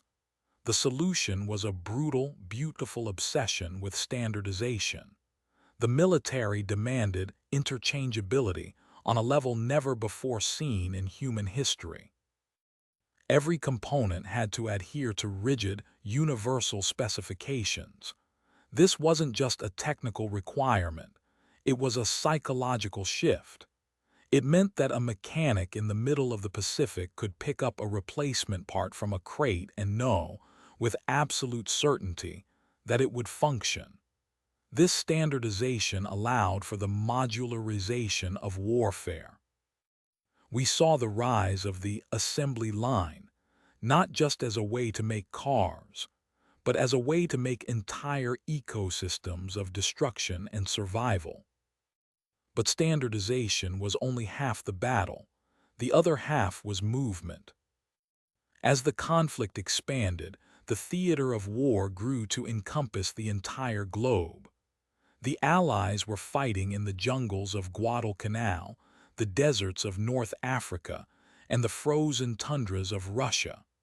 This required a logistical miracle, a continuous, unbroken thread of supplies stretching across oceans. We saw the birth of the modern supply chain, a complex, terrifyingly vast web of raw materials, intermediate goods, and finished products. Iron ore from one continent, rubber from another, and fuel from a third had to converge at a single point in time and space. This necessitated a revolution in transport and coordination. The development of massive cargo ships, the refinement of heavy-lift aircraft, and the integration of radio communications meant that, for the first time, a general in a command center could influence the flow of steel on a distant shoreline. The logistics of victory taught us that power is not measured solely by the caliber of a cannon, but by the efficiency of the pipeline that feeds it. This period transformed the world from a collection of isolated industrial hubs into a single, interconnected machine. When the guns finally fell silent, the world did not return to the old ways. The infrastructure built to move tanks and ammunition became the foundation for the post-war economic miracle. The systems of standardized parts, containerized shipping, and global distribution that won the war became the very engines of the modern consumer age. We didn't just win a war, we built the nervous system of the modern world. 1945, Berlin, Germany. The world had reached a state of industrial exhaustion. The great gears of the previous century, which had once promised unprecedented prosperity, had been repurposed for the most efficient destruction in human history. As the smoke cleared from the battlefields of Europe and the ashes settled over the ruins of Japan, The global industrial landscape was a graveyard of twisted steel, shattered factories, and broken supply chains. The question facing humanity was no longer how to build machines of war, but how to use those same mechanical principles to rebuild civilization from the rubble. This era of reconstruction would not merely be a period of repair. It would be the birth of a new kind of industrial miracle. In Europe, the devastation was total. To prevent a return to the economic chaos that had fueled the rise of extremism, a radical new philosophy emerged. Through the Marshall Plan, the United States injected billions of dollars into Western Europe, but the true engine of recovery was the rapid modernization of heavy industry. This wasn't just about replacing what was lost, it was about leapfrogging the past. In West Germany, the concept of the asterisk Wirtschaftswunder asterisk, the economic miracle, took hold. Using coal, steel, and a highly disciplined workforce, Germany transformed from a fractured wasteland into a powerhouse of automotive and chemical engineering. Across the English Channel, the reconstruction of coal mines and steel mills laid the groundwork for the European coal and steel community, the precursor to the European Union, a move that sought to tie the industrial fates of nations together so tightly that war would become materially impossible. Simultaneously, across the Pacific, Japan faced a landscape of near-total industrial annihilation. The traditional industrial model, centered on heavy military manufacturing, was gone.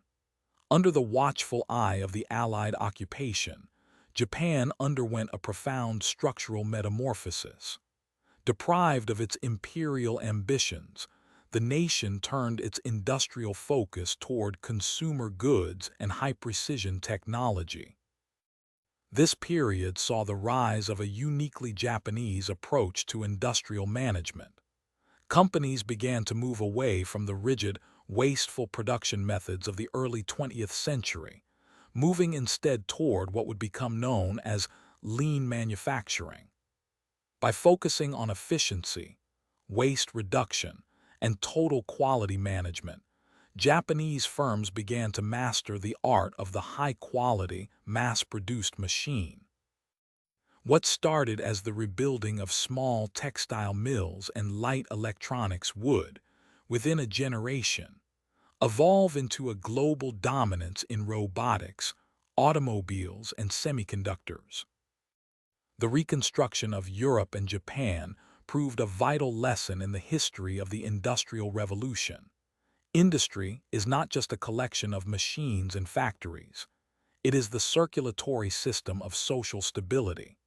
By rebuilding the means of production, these nations did more than just create jobs. They restored the social contract. The factory floor became the foundation for the burgeoning middle class, fueling a new era of consumerism and technological optimism.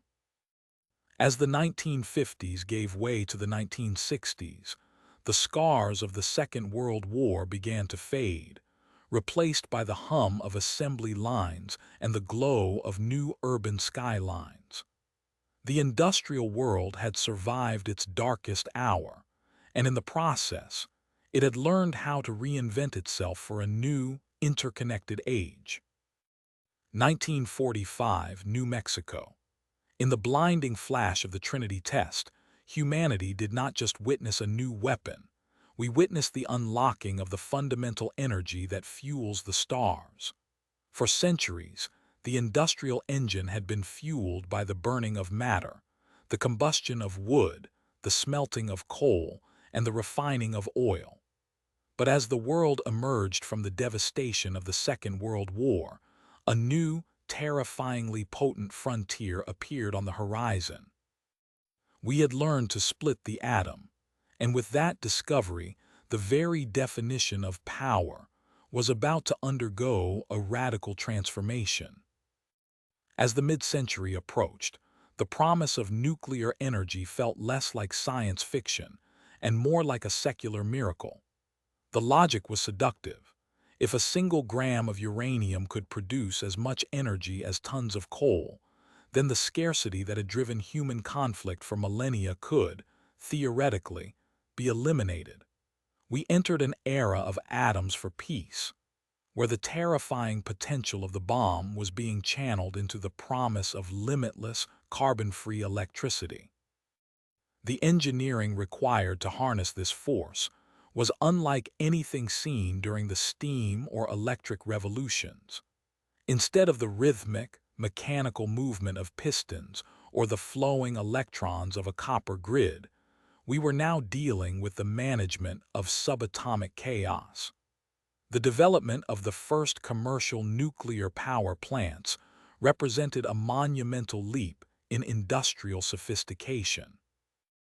It required new materials capable of withstanding extreme radiation, advanced cooling systems to manage immense thermal loads, and a level of mathematical precision that pushed the boundaries of human computing. By the 1950s and 60s, the skyline of the industrial world began to change. The cooling towers of nuclear stations became the new icons of progress, standing as monuments to a civilization that had finally mastered the nucleus.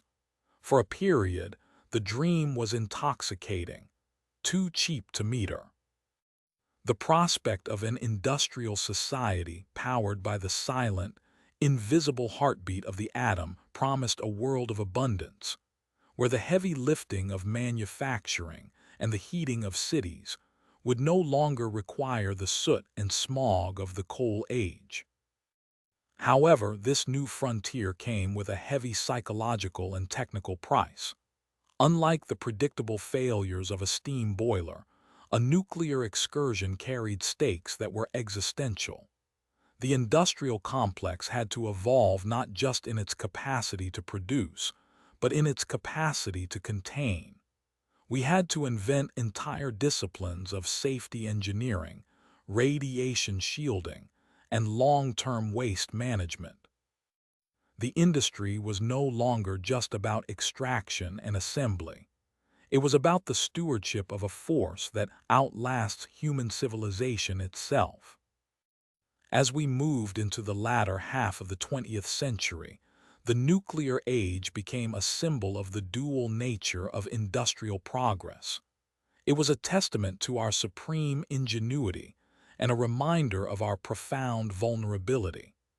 It sat at the heart of the third industrial revolution, a bridge between the mechanical past and the high-tech future. It proved that humanity had moved beyond simply using the world around us.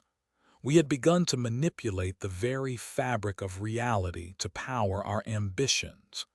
The atom had become our most powerful tool and our greatest responsibility.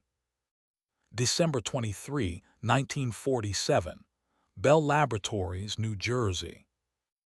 In a small, cluttered laboratory, a group of physicists, John Bardeen, Walter Brattain, and William Shockley, were tinkering with something that would fundamentally rewrite the DNA of human civilization. They weren't building a bigger engine or a faster plane. They were manipulating the very movement of electrons through a tiny sliver of semiconductor material. What they had created was the transistor. To understand why this tiny device was so revolutionary, we have to look at what it replaced: the vacuum tube.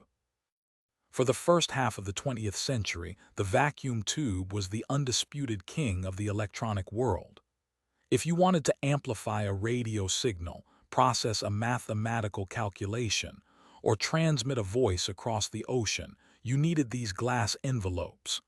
But vacuum tubes were, by their very nature, flawed. They were essentially miniature light bulbs. They were fragile, they were massive, and most importantly, they were incredibly inefficient. They generated immense heat. They burned out constantly, and they required a massive amount of power just to stay operational. Think of the early computers of the era, like the ENIAC. It was a behemoth, a room-sized monster weighing 30 tons, filled with nearly 18,000 vacuum tubes. It consumed enough electricity to power a small town, and it was so prone to failure that technicians spent most of their time hunting down blown tubes just to keep the machine running. In this era, computing was an industrial-scale feat of endurance. The dream of a computer sitting on a desk, or even in a pocket, was a physical impossibility. The math simply didn't add up. Then came the transistor. The difference was not just incremental, it was a total paradigm shift. Unlike the vacuum tube, which relied on heating a filament to boil electrons off a cathode in a vacuum, the transistor worked through the movement of charge carriers within a solid semiconductor. It was solid state. There was no vacuum to break, no filament to burn out, and no heat to dissipate. The implications were immediate and staggering. First, there was the issue of scale. Because transistors didn't require bulky glass housings or high-voltage power supplies, they could be made incredibly small. We moved from machines that filled entire warehouses to devices that could fit in the palm of a hand. Second, there was efficiency. The transistor allowed for low-power operation, which paved the way for battery-operated technology. Suddenly, the world wasn't just plugged into the grid, it was portable. Third, and perhaps most importantly, was the concept of reliability. The transistor didn't burn out in the traditional sense. It was a durable, predictable component. This reliability allowed engineers to begin layering components on top of one another, leading to the development of the integrated circuit. The death of the vacuum tube was the death of the mechanical era of electronics and the birth of the digital era. The transistor was the catalyst that allowed us to shrink complexity. It turned information from something that required massive industrial infrastructure into something that could be etched onto a chip of silicon. As we transition into the next phase of the silicon age, remember this. Every smartphone, every satellite, and every artificial intelligence exists because we learned how to replace the glowing, fragile glass of the past with the silent, microscopic precision of the semiconductor. The revolution wasn't just in the machine, it was in the very fabric of the matter we used to build it. 1954, Detroit, Michigan. In a quiet corner of a General Motors plant, something unprecedented is happening. For decades, the rhythm of the factory was set by the heartbeat of human workers, the heavy breathing of men, the calloused hands of women, and the collective fatigue of 1,000 bodies moving in unison. But today, the rhythm is changing. It is no longer organic. It is precise, relentless, and strangely silent.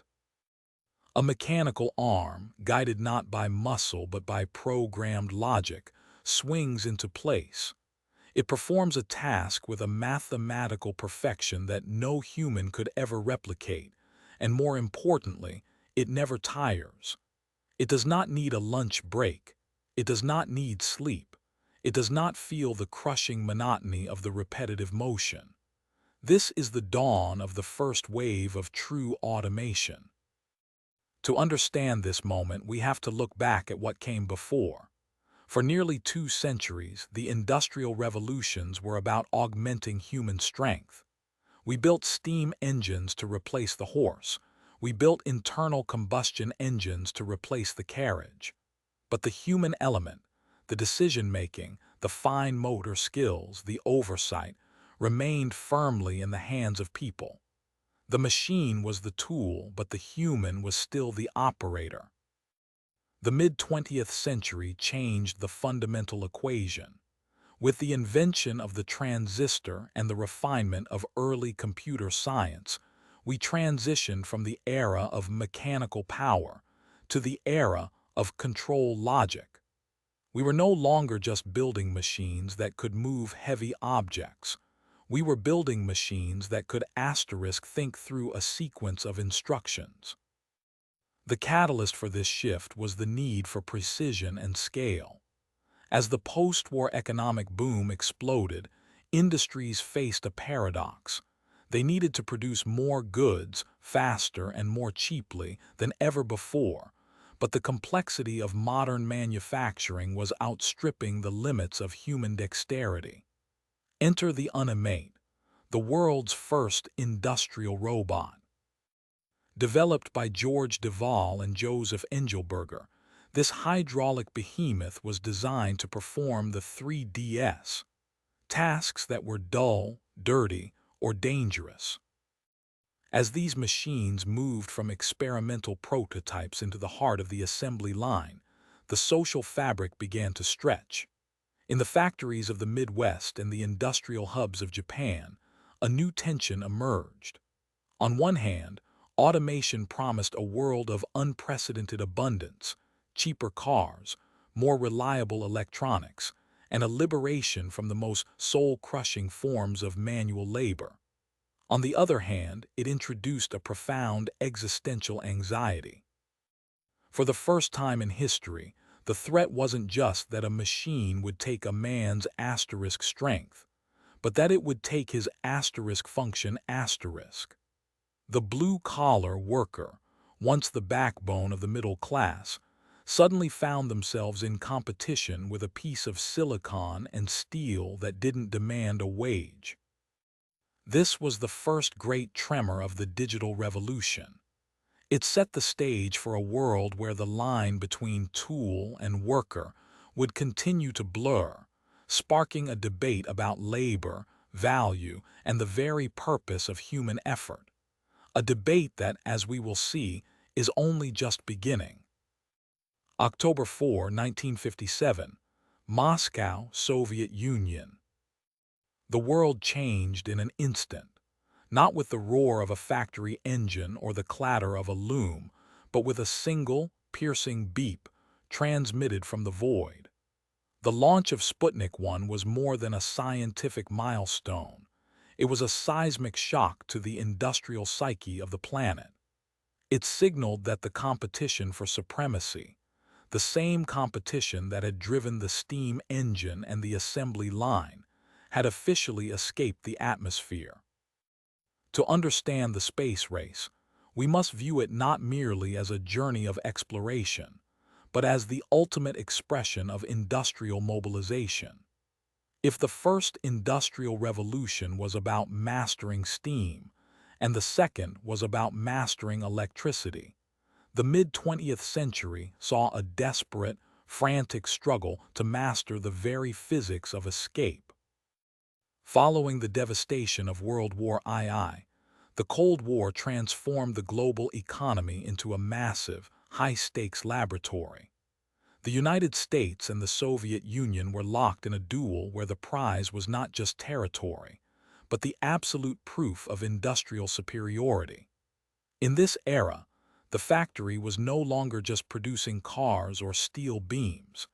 It was producing the most complex, high-precision machines ever conceived by human hands. This era forced a radical evolution in manufacturing. To reach orbit, engineers couldn't rely on the heavy, forgiving tolerances of the steel age. They needed something else: extreme precision, miniaturization, and new, exotic materials. The space race acted as a massive, state-funded incubator for technologies that would eventually define the third industrial revolution. We saw the birth of advanced metallurgy, alloys capable of surviving the hellish friction of re-entry. We saw the birth of modern integrated circuits, as the demand for lightweight, powerful guidance computers necessitated the transition from bulky vacuum tubes to the tiny, efficient transistors we discussed earlier. The drive to shrink a computer from the size of a room to the size of a briefcase was fueled directly by the weight constraints of a rocket payload. But the impact went beyond the hardware. The space race revolutionized the software of industry, systems engineering, and project management. The sheer scale of the Apollo program required the coordination of hundreds of thousands of workers and thousands of separate industrial contractors. It was the ultimate total industry moment, a massive logistical ballet that required a level of standardization and quality control previously unseen in human history. As we look at the lunar landings of the late 1960s, we aren't just looking at men walking on the moon. We are looking at the culmination of a massive industrial leap. The rocket was the ultimate assembly line, a vertical factory designed to perform a singular, violent, and beautiful task. The space race proved that the industrial impulse, the drive to build, to scale, and to dominate, was no longer tethered to the Earth. It had become a cosmic ambition. While the geopolitical tensions of the era were fraught with the threat of destruction, the unintended consequence was a technological windfall that would provide the building blocks for our modern, digital, and interconnected world. The heavens had been opened, and with them, a new era of industrial possibility. 1975, Albuquerque, New Mexico. In a small, cramped office, a group of hobbyists is tinkering with a primitive kit called the Altair 8800. It has no keyboard, no screen, and no software, just a box of blinking lights. Yet, for the first time in human history, the idea of a computer was no longer confined to the climate-controlled rooms of massive corporations or the secret bunkers of government agencies. The era of the mainframe was ending. The era of the individual was beginning. To understand the magnitude of this shift, we have to look at what preceded it. For decades, computing power was an industrial resource, much like steam or electricity. It was centralized, expensive, and required an army of technicians to operate. If you wanted to process data, you didn't use a computer. You submitted a request to one. Computers were the steam engines of the information age, massive, stationary, and inaccessible to the common person. But as the transistors of the previous decade shrank and integrated circuits became more efficient, a fundamental question emerged. Could the machine be shrunk to fit the human, rather than forcing the human to adapt to the machine? The answer arrived in waves. In the late 1970s, the Homebrew Computer Club in California became a crucible of innovation, where enthusiasts traded ideas that would eventually birth the giants of the industry. Then came 1977, a watershed year. The release of the Apple II, the Commodore PET, and the TRS-80 changed the landscape forever. These weren't just kits for engineers, they were finished products. They had keyboards. They had displays. They had the potential to sit on a kitchen table. This was the democratization of intelligence. As we moved into the 1980s, the personal computer transitioned from a hobbyist's toy to a fundamental tool of productivity. The introduction of the graphical user interface, the mouse, the icons, the windows, stripped away the intimidating barrier of complex code. You no longer needed to speak the machine's language. The machine had finally learned to speak ours. With the IBM PC, computing became standardized, entering the office and the schoolroom, fundamentally altering how we write, calculate, and organize our lives. The impact on the industrial landscape was profound. The personal computer became the micro-factory of the mind. It allowed for the decentralization of labor. A single person, equipped with a processor and a spreadsheet, could suddenly perform the analytical work that previously required an entire department. This was the ultimate refinement of the Industrial Revolution, the transition from automating physical muscle to automating cognitive labor. However, this revolution brought new tensions. As computing power moved into the home, the boundary between work and life began to blur. The clock that once governed the factory floor was being replaced by a digital pulse that was always on, always connected. By the time the 1990s arrived, the personal computer was no longer a standalone tool. It was the gateway to a global network. The machine on your desk was no longer just a calculator. It was a portal. The revolution that began with a box of blinking lights in New Mexico had successfully moved the engine of human progress from the factory floor directly into the palm of our hands. 1970, Detroit, Michigan. For decades, the rhythm of the industrial world was dictated by a singular, powerful pulse, the heartbeat of the Western factory. From the steel mills of Pittsburgh to the automotive plants of Bavaria, the global North was the world's workshop. Here, the miracles of the second and third industrial revolutions, mass production, electricity, and early automation, had created a middle class built on the backbone of heavy manufacturing. But by the late 20th century, a quiet, tectonic shift was beginning to occur. The gears of industry were still turning, but they were no longer turning in the same places. This was the dawn of Globalization 1.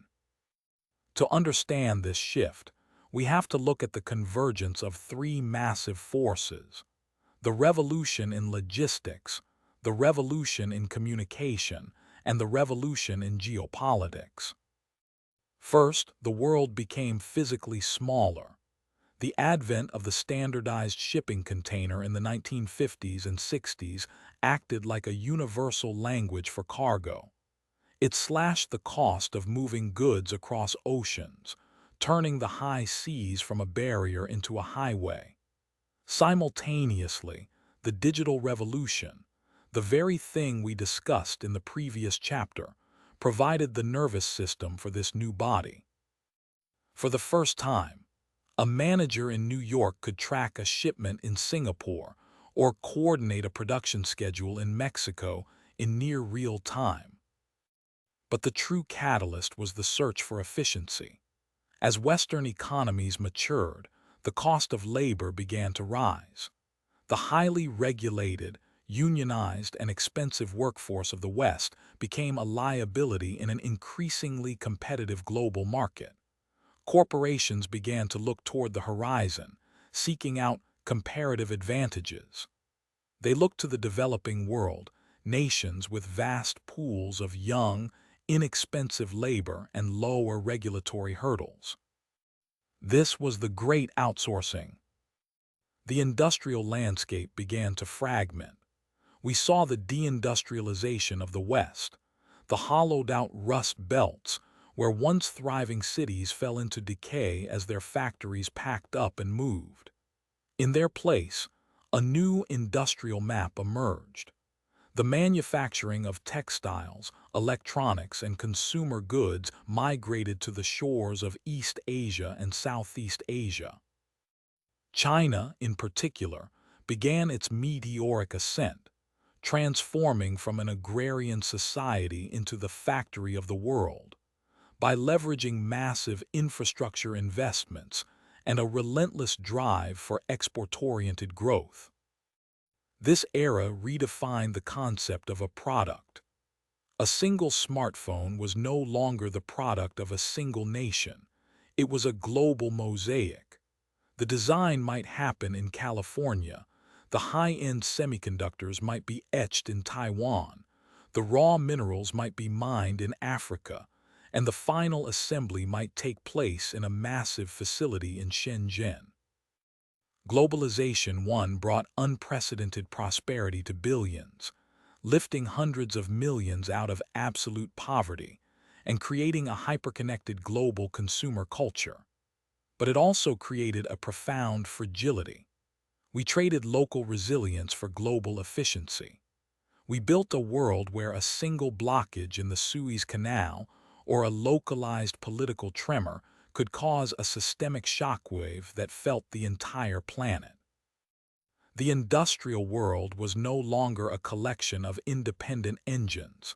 It had become a single, massive, interlocking machine. And as we moved into the next century, the question was no longer just how we make things, but how much control we truly had over the machines we had built. 1990, Geneva, Switzerland. At the World Wide Web Consortium, a new architecture is being codified. It is not built of iron, nor is it powered by steam, nor is it forged in the heat of a blast furnace. Instead, it is built of protocols, packets, and light. For centuries, the industrial revolutions were defined by the mastery of matter. We learned to bend coal, steel, and oil to our will to move physical objects across physical distances. But as we enter the final chapter of our story, the focus shifts. We are no longer just industrializing the physical world. We are industrializing human thought itself. We are witnessing the industrialization of information. If the first industrial revolution replaced human muscle with machines, the internet era is replacing human cognition with algorithms. In the decades following the birth of the web, information ceased to be a static resource stored in libraries or whispered in markets.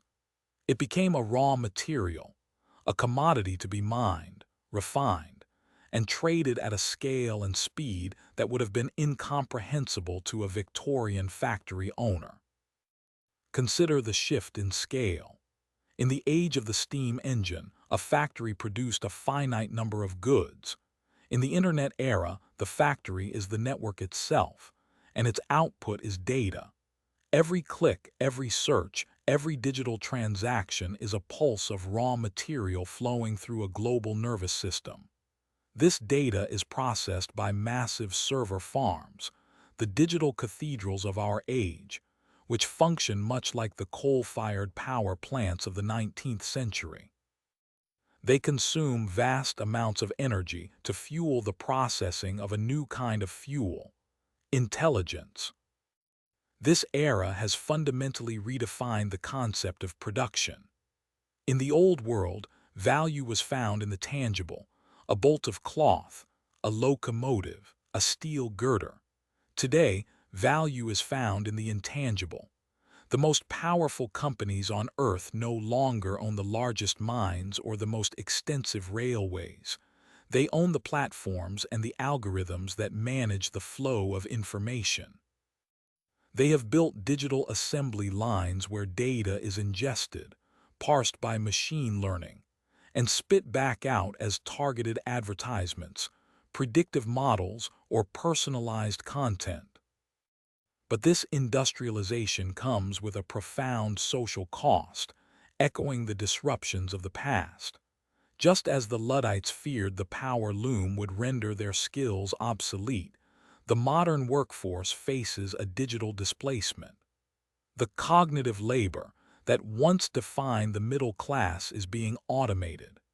The precision of the algorithm is beginning to outperform the intuition of the human expert. Furthermore, the centralization of this new industry has created a new kind of geography. We have moved from the concentrated industrial cities of Manchester and Pittsburgh to the concentrated digital hubs of Silicon Valley and Shenzhen. The digital divide has become the new class struggle, separating those who control the code from those who are merely processed by it. As we stand at this precipice, we must ask, is the internet era simply a new tool for human advancement, or is it a new kind of machine that we are no longer in control of? We have successfully mechanized the world of things. Now, we are mechanizing the world of ideas. The gears are turning, the data is flowing, and the revolution is no longer happening in the factory. It is happening in the very fabric of our reality. 2011, Germany. It was here, amidst the high-tech corridors of industrial research, that the term Industry 4 was first coined. But this wasn't just a new buzzword for a boardroom presentation. It was the announcement of a fundamental shift in the DNA of production. To understand Industry 4, we must first look back at what preceded it. In the third industrial revolution, we saw the rise of the silicon chip and the programmable logic controller. We saw machines that could follow instructions, machines that could be programmed to perform repetitive, complex tasks with incredible precision. But those machines were, in a sense, deaf and blind. They could perform a task, but they had no awareness of the world around them, nor did they communicate with one another. They were islands of automation. Enter the Internet of Things, or IoT. The IoT represents the transition from automated to autonomous. It is the process of embedding sensors, software, and connectivity into every physical object, from a single microscopic valve in a chemical plant to a massive, multi-ton robotic arm on an assembly line. Suddenly, these objects are no longer just passive tools. They are data-generating nodes in a vast, interconnected web. Imagine a modern factory floor. In the old model, if a bearing in a motor began to overheat, the machine would simply grind to a halt, causing costly downtime and halting the entire production line. In the era of IoT, that bearing is equipped with a tiny, inexpensive sensor. This sensor detects a microscopic change in vibration and temperature long before a human ear could hear it or a human eye could see it. It doesn't just wait for failure. It sends a digital signal through the network. It tells the central system, "I am wearing out. I will fail in approximately 48 hours." This is predictive maintenance, and it is the heartbeat of Industry 4. But the intelligence goes deeper than mere maintenance. Through the IoT, we see the rise of the smart factory. In this environment, the machines, the products, and the logistics systems exist in a constant, real-time dialogue. A customer in Tokyo orders a customized pair of running shoes through a smartphone app. That digital order flows instantly into the factory. The machines receive the exact specifications, the color, the material, the size, and adjust their own configurations without a human ever touching a dial.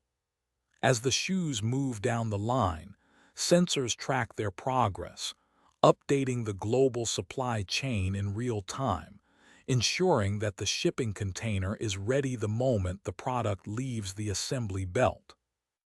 This convergence of the physical and the digital creates a cyber-physical system. We are blurring the lines between atoms and bits. The data harvested from billions of sensors becomes the new raw material, more valuable than the coal of the first revolution or the oil of the second. However, this connectivity brings profound challenges. As we link our industrial infrastructure to the Internet, we expose it to a new kind of vulnerability: cyber warfare. A strike on a nation's industry no longer requires a physical blockade or a bomb. It can be achieved through a line of malicious code. As we stand in the midst of this revolution, we are witnessing the birth of a world that is not just mechanized, but sentient. A world where the machines are finally starting to talk back. Silicon Valley, California, 2023. For 2.5 centuries, the story of industrialization has been a story of muscles and gears. We have watched humanity move from the brute strength of oxen to the rhythmic thumping of steam pistons, and from the lightning-fast precision of the transistor to the tireless movement of robotic arms on an assembly line. In every previous era, the machine was an extension of the human body. It replaced the arm, the leg, and the back. It took the heavy, the repetitive, and the dangerous, and it performed them with a consistency no biological organism could ever match. But as we stand in the midst of the fourth industrial revolution, the frontier of automation has shifted. We are no longer just augmenting the physical, we are augmenting the mental. We have entered the era of artificial intelligence, the new engine of cognitive labor. If the steam engine liberated us from the limitations of physical strength, and the computer liberated us from the limitations of mathematical calculation, then AI seeks to liberate, or perhaps replace, the process of human reasoning itself. Unlike the mechanical looms of the 18th century or the assembly lines of the 20th, AI does not operate on fixed tracks. It does not require a set of pre-programmed instructions for every possible contingency. Instead, through neural networks and deep learning, these systems learn. They ingest the vast, chaotic oceans of human data, our texts, our images, our scientific observations, and our code, and they find patterns that the human mind is too slow or too narrow to perceive. This is a fundamental decoupling of intelligence from biology. In the factories of Industry 4, we see the first tremors of this shift. Predictive maintenance algorithms can sense a machine's failure before it happens. Generative design software can dream up structural geometries that no engineer could have conceived. And autonomous logistics systems manage global supply chains with a mathematical coldness that defies human intuition. We are seeing the industrialization of thought. But the impact extends far beyond the factory floor. We are seeing the automation of the white-collar world, the realm of the lawyer, the coder, the journalist, and the analyst. The cognitive labor that once defined the upper echelons of the social hierarchy is being broken down into algorithmic processes. Just as the power loom transformed the weaver from a craftsman into a machine tender, there is a growing tension regarding whether the modern professional will remain the master of the tool or become merely the supervisor of an autonomous intellect. This transition brings with it a profound existential friction. Throughout history, the displaced worker has fought for dignity, for wages, and for a place in the new order. But how does a society restructure itself when the resource being automated is not just labor, but intellect? How do we value human contribution in an age where the most complex cognitive tasks can be performed at the speed of light and the cost of a kilowatt hour? We are witnessing the birth of a new kind of capital, algorithmic capital. As we move deeper into this century, the divide between the nations that own the intelligence and those that merely consume it may become the most significant geopolitical fault line in human history. The engine is running, the gears are turning, and for the first time, the machine is starting to think. 1984, Santa Fe, New Mexico. While the world was still perfecting the massive, centralized assembly lines of the 20th century, a quiet revolution was being born in a laboratory. It didn't involve the roar of a steam engine or the rhythmic clanking of a hydraulic press. Instead, it was defined by a single, transformative concept: adding rather than subtracting. For over 200 years, the backbone of human industry has been subtractive manufacturing.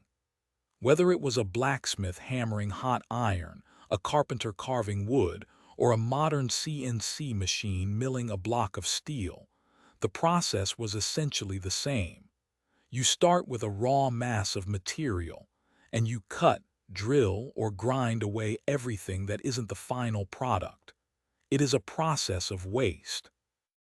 It requires massive, expensive tooling, heavy molds, and most importantly, it requires scale. To make a single specialized part using traditional methods, you often have to build a factory capable of making 10,000 of them. This is the logic of Fordism, the pursuit of the economy of scale. But then came additive manufacturing. By layering material, be it plastic, metal, or even biological cells, 1 micron at a time, 3D printing flipped the industrial script. It didn't care about the waste of the cut. It only used what was necessary. And in doing so, it began to dismantle the very foundations of the traditional factory system. The first major challenge is the death of the minimum order quantity. In the old world, if you wanted a custom medical implant or a unique aerospace component, the cost was astronomical because you had to design and build a specific mold or tool just for that one item. With additive manufacturing, the cost of complexity is zero. A digital file can be sent to a printer, and whether you are printing 1 unit or 1,000, the process remains virtually identical. This marks the transition from mass production to mass customization. The second challenge is the reconfiguration of the global supply chain. For decades, the industrial world has operated on a model of extreme centralization. We mined raw materials in one hemisphere, processed them in another, assembled them in a third, and shipped the finished goods across oceans to consumers in a fourth. This globalization one relied on cheap shipping and massive, centralized hubs. Additive manufacturing threatens this model by enabling distributed manufacturing. If a spare part for a tractor breaks in a remote village in sub-Saharan Africa, you no longer need to wait 6 weeks for a shipping container to arrive from a central warehouse in Europe. You simply send a digital blueprint to a local 3D printer. The factory is no longer a massive, smoking complex on the edge of a city. The factory is becoming a digital file, living in the cloud, and manifesting physically wherever it is needed. We are witnessing the decoupling of production from geography. As we move deeper into the fourth industrial revolution, the traditional factory, defined by its massive footprint, its heavy machinery, and its rigid assembly lines, is being challenged by something much more agile, much more precise, and much more decentralized. We are moving from an age of carving the world into shape to an age of printing the future, layer by layer. 2024, Geneva. As the global community gathers to debate the survival of our biosphere, we find ourselves standing at the precipice of a shift more profound than the transition from muscle to steam, or from steam to electricity. We are entering the era of the green transition, the great decarbonization. For over 2.5 centuries, the story of human progress has been written in carbon. From the coal mines of northern England to the oil fields of the Middle East, the engine of our prosperity has been fueled by the ancient, stored sunlight of fossil fuels. We built our cities, our transport, and our very standard of living on the back of carbon-intensive energy. But this industrial triumph came with a hidden cost, a fundamental alteration of the Earth's chemistry. The green transition is not merely a change in fuel, it is a complete re-engineering of the industrial DNA. It is the movement to decouple economic growth from environmental degradation. At its core, this is a struggle for decarbonization, the systematic removal of carbon dioxide from our production cycles. The first pillar of this shift is the electrification of everything. We are witnessing the sunset of the internal combustion engine and the dawn of the battery era. This is the second great electrical revolution, but this time, the grid is being reimagined. We are moving away from the centralized, fossil-fueled power plants of the 20th century toward a decentralized, distributed network of renewable energy. Solar, wind, geothermal and tidal power are no longer niche experiments. They are becoming the backbone of the modern industrial state. However, electricity alone is not enough.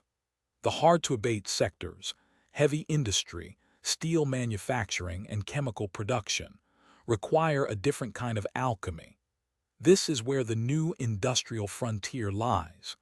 We are seeing the rise of green hydrogen, produced through electrolysis powered by renewables, promising to fuel the massive furnaces of steel mills without the accompanying plumes of smoke. We are seeing the emergence of carbon capture and storage, technologies designed to act as a mechanical lung, pulling CO2 directly from the atmosphere or from factory chimneys before it can reach the sky. This transition is also redefining global geopolitics. In the 19th century, power was held by those who controlled coal and iron. In the 20th, it was those who controlled oil.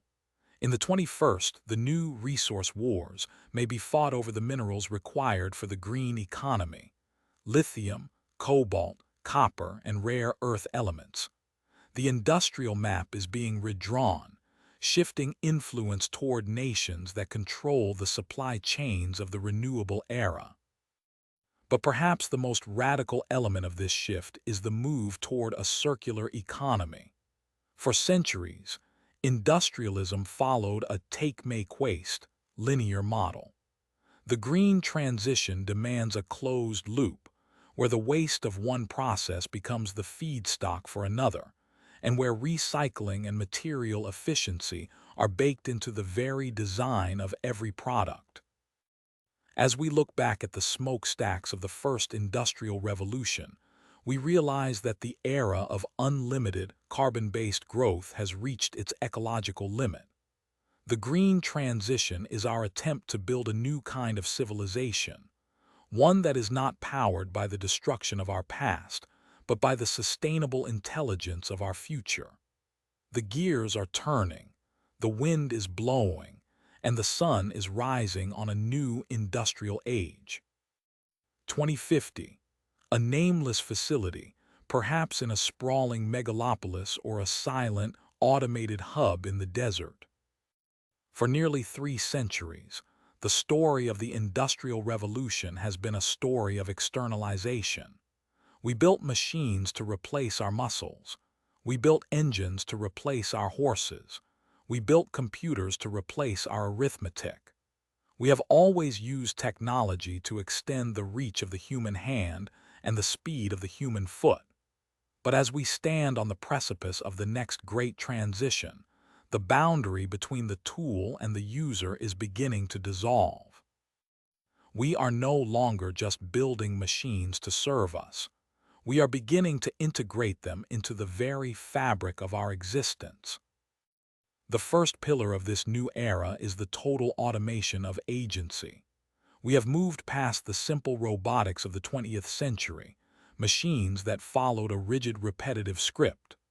We are now entering the age of autonomous intelligence. In this future, the factory is not a place of human labor, but a self-correcting, self-organizing ecosystem of silicon and steel. Artificial intelligence does not just assist the worker, it replaces the concept of the worker entirely. This presents us with a profound civilizational paradox. If the industrial machine no longer requires human sweat, what becomes of the human spirit? How does a species defined by struggle and toil find meaning in an era of effortless abundance? But the revolution is not confined to the external world of steel and code. The second pillar is perhaps more radical and more unsettling: the bioengineering revolution. If the first industrial revolution mastered steam and the second mastered electricity, the next will master the code of life itself. We are learning to treat DNA not as a sacred mystery, but as a programmable medium. Through CRISPR and synthetic biology, we are transitioning from being products of evolution to being the architects of it. We are beginning to manufacture new materials from living cells, to engineer crops that thrive in scorched earth, and to potentially edit the very limitations of the human body. This is the industrialization of biology. It promises an end to disease and the extension of life, but it also poses a question that echoes through the halls of ethics. If we can redesign ourselves, what fundamentally will remain human? Finally, we look toward the third pillar, the expansion into the next frontier. For centuries, industry was tethered to the earth, fueled by its coal, its iron, and its gravity. But the next industrial epoch will be defined by its liberation from the cradle. We are witnessing the dawn of off-world manufacturing, the extraction of minerals from asteroids, and the construction of habitats in the vacuum of space. The industrial supply chain is stretching beyond our atmosphere, turning the solar system into a vast, interconnected workshop. As we gaze into this horizon, the pattern of history becomes clear. Every revolution has brought greater power, greater complexity, and greater risk. We have moved from the muscle to the machine to the mind, and now toward the essence of life itself. The Industrial Revolution did not just change how we work, it changed what we are. And as we step into this final frontier, we must ask ourselves, are we prepared for the world we are building?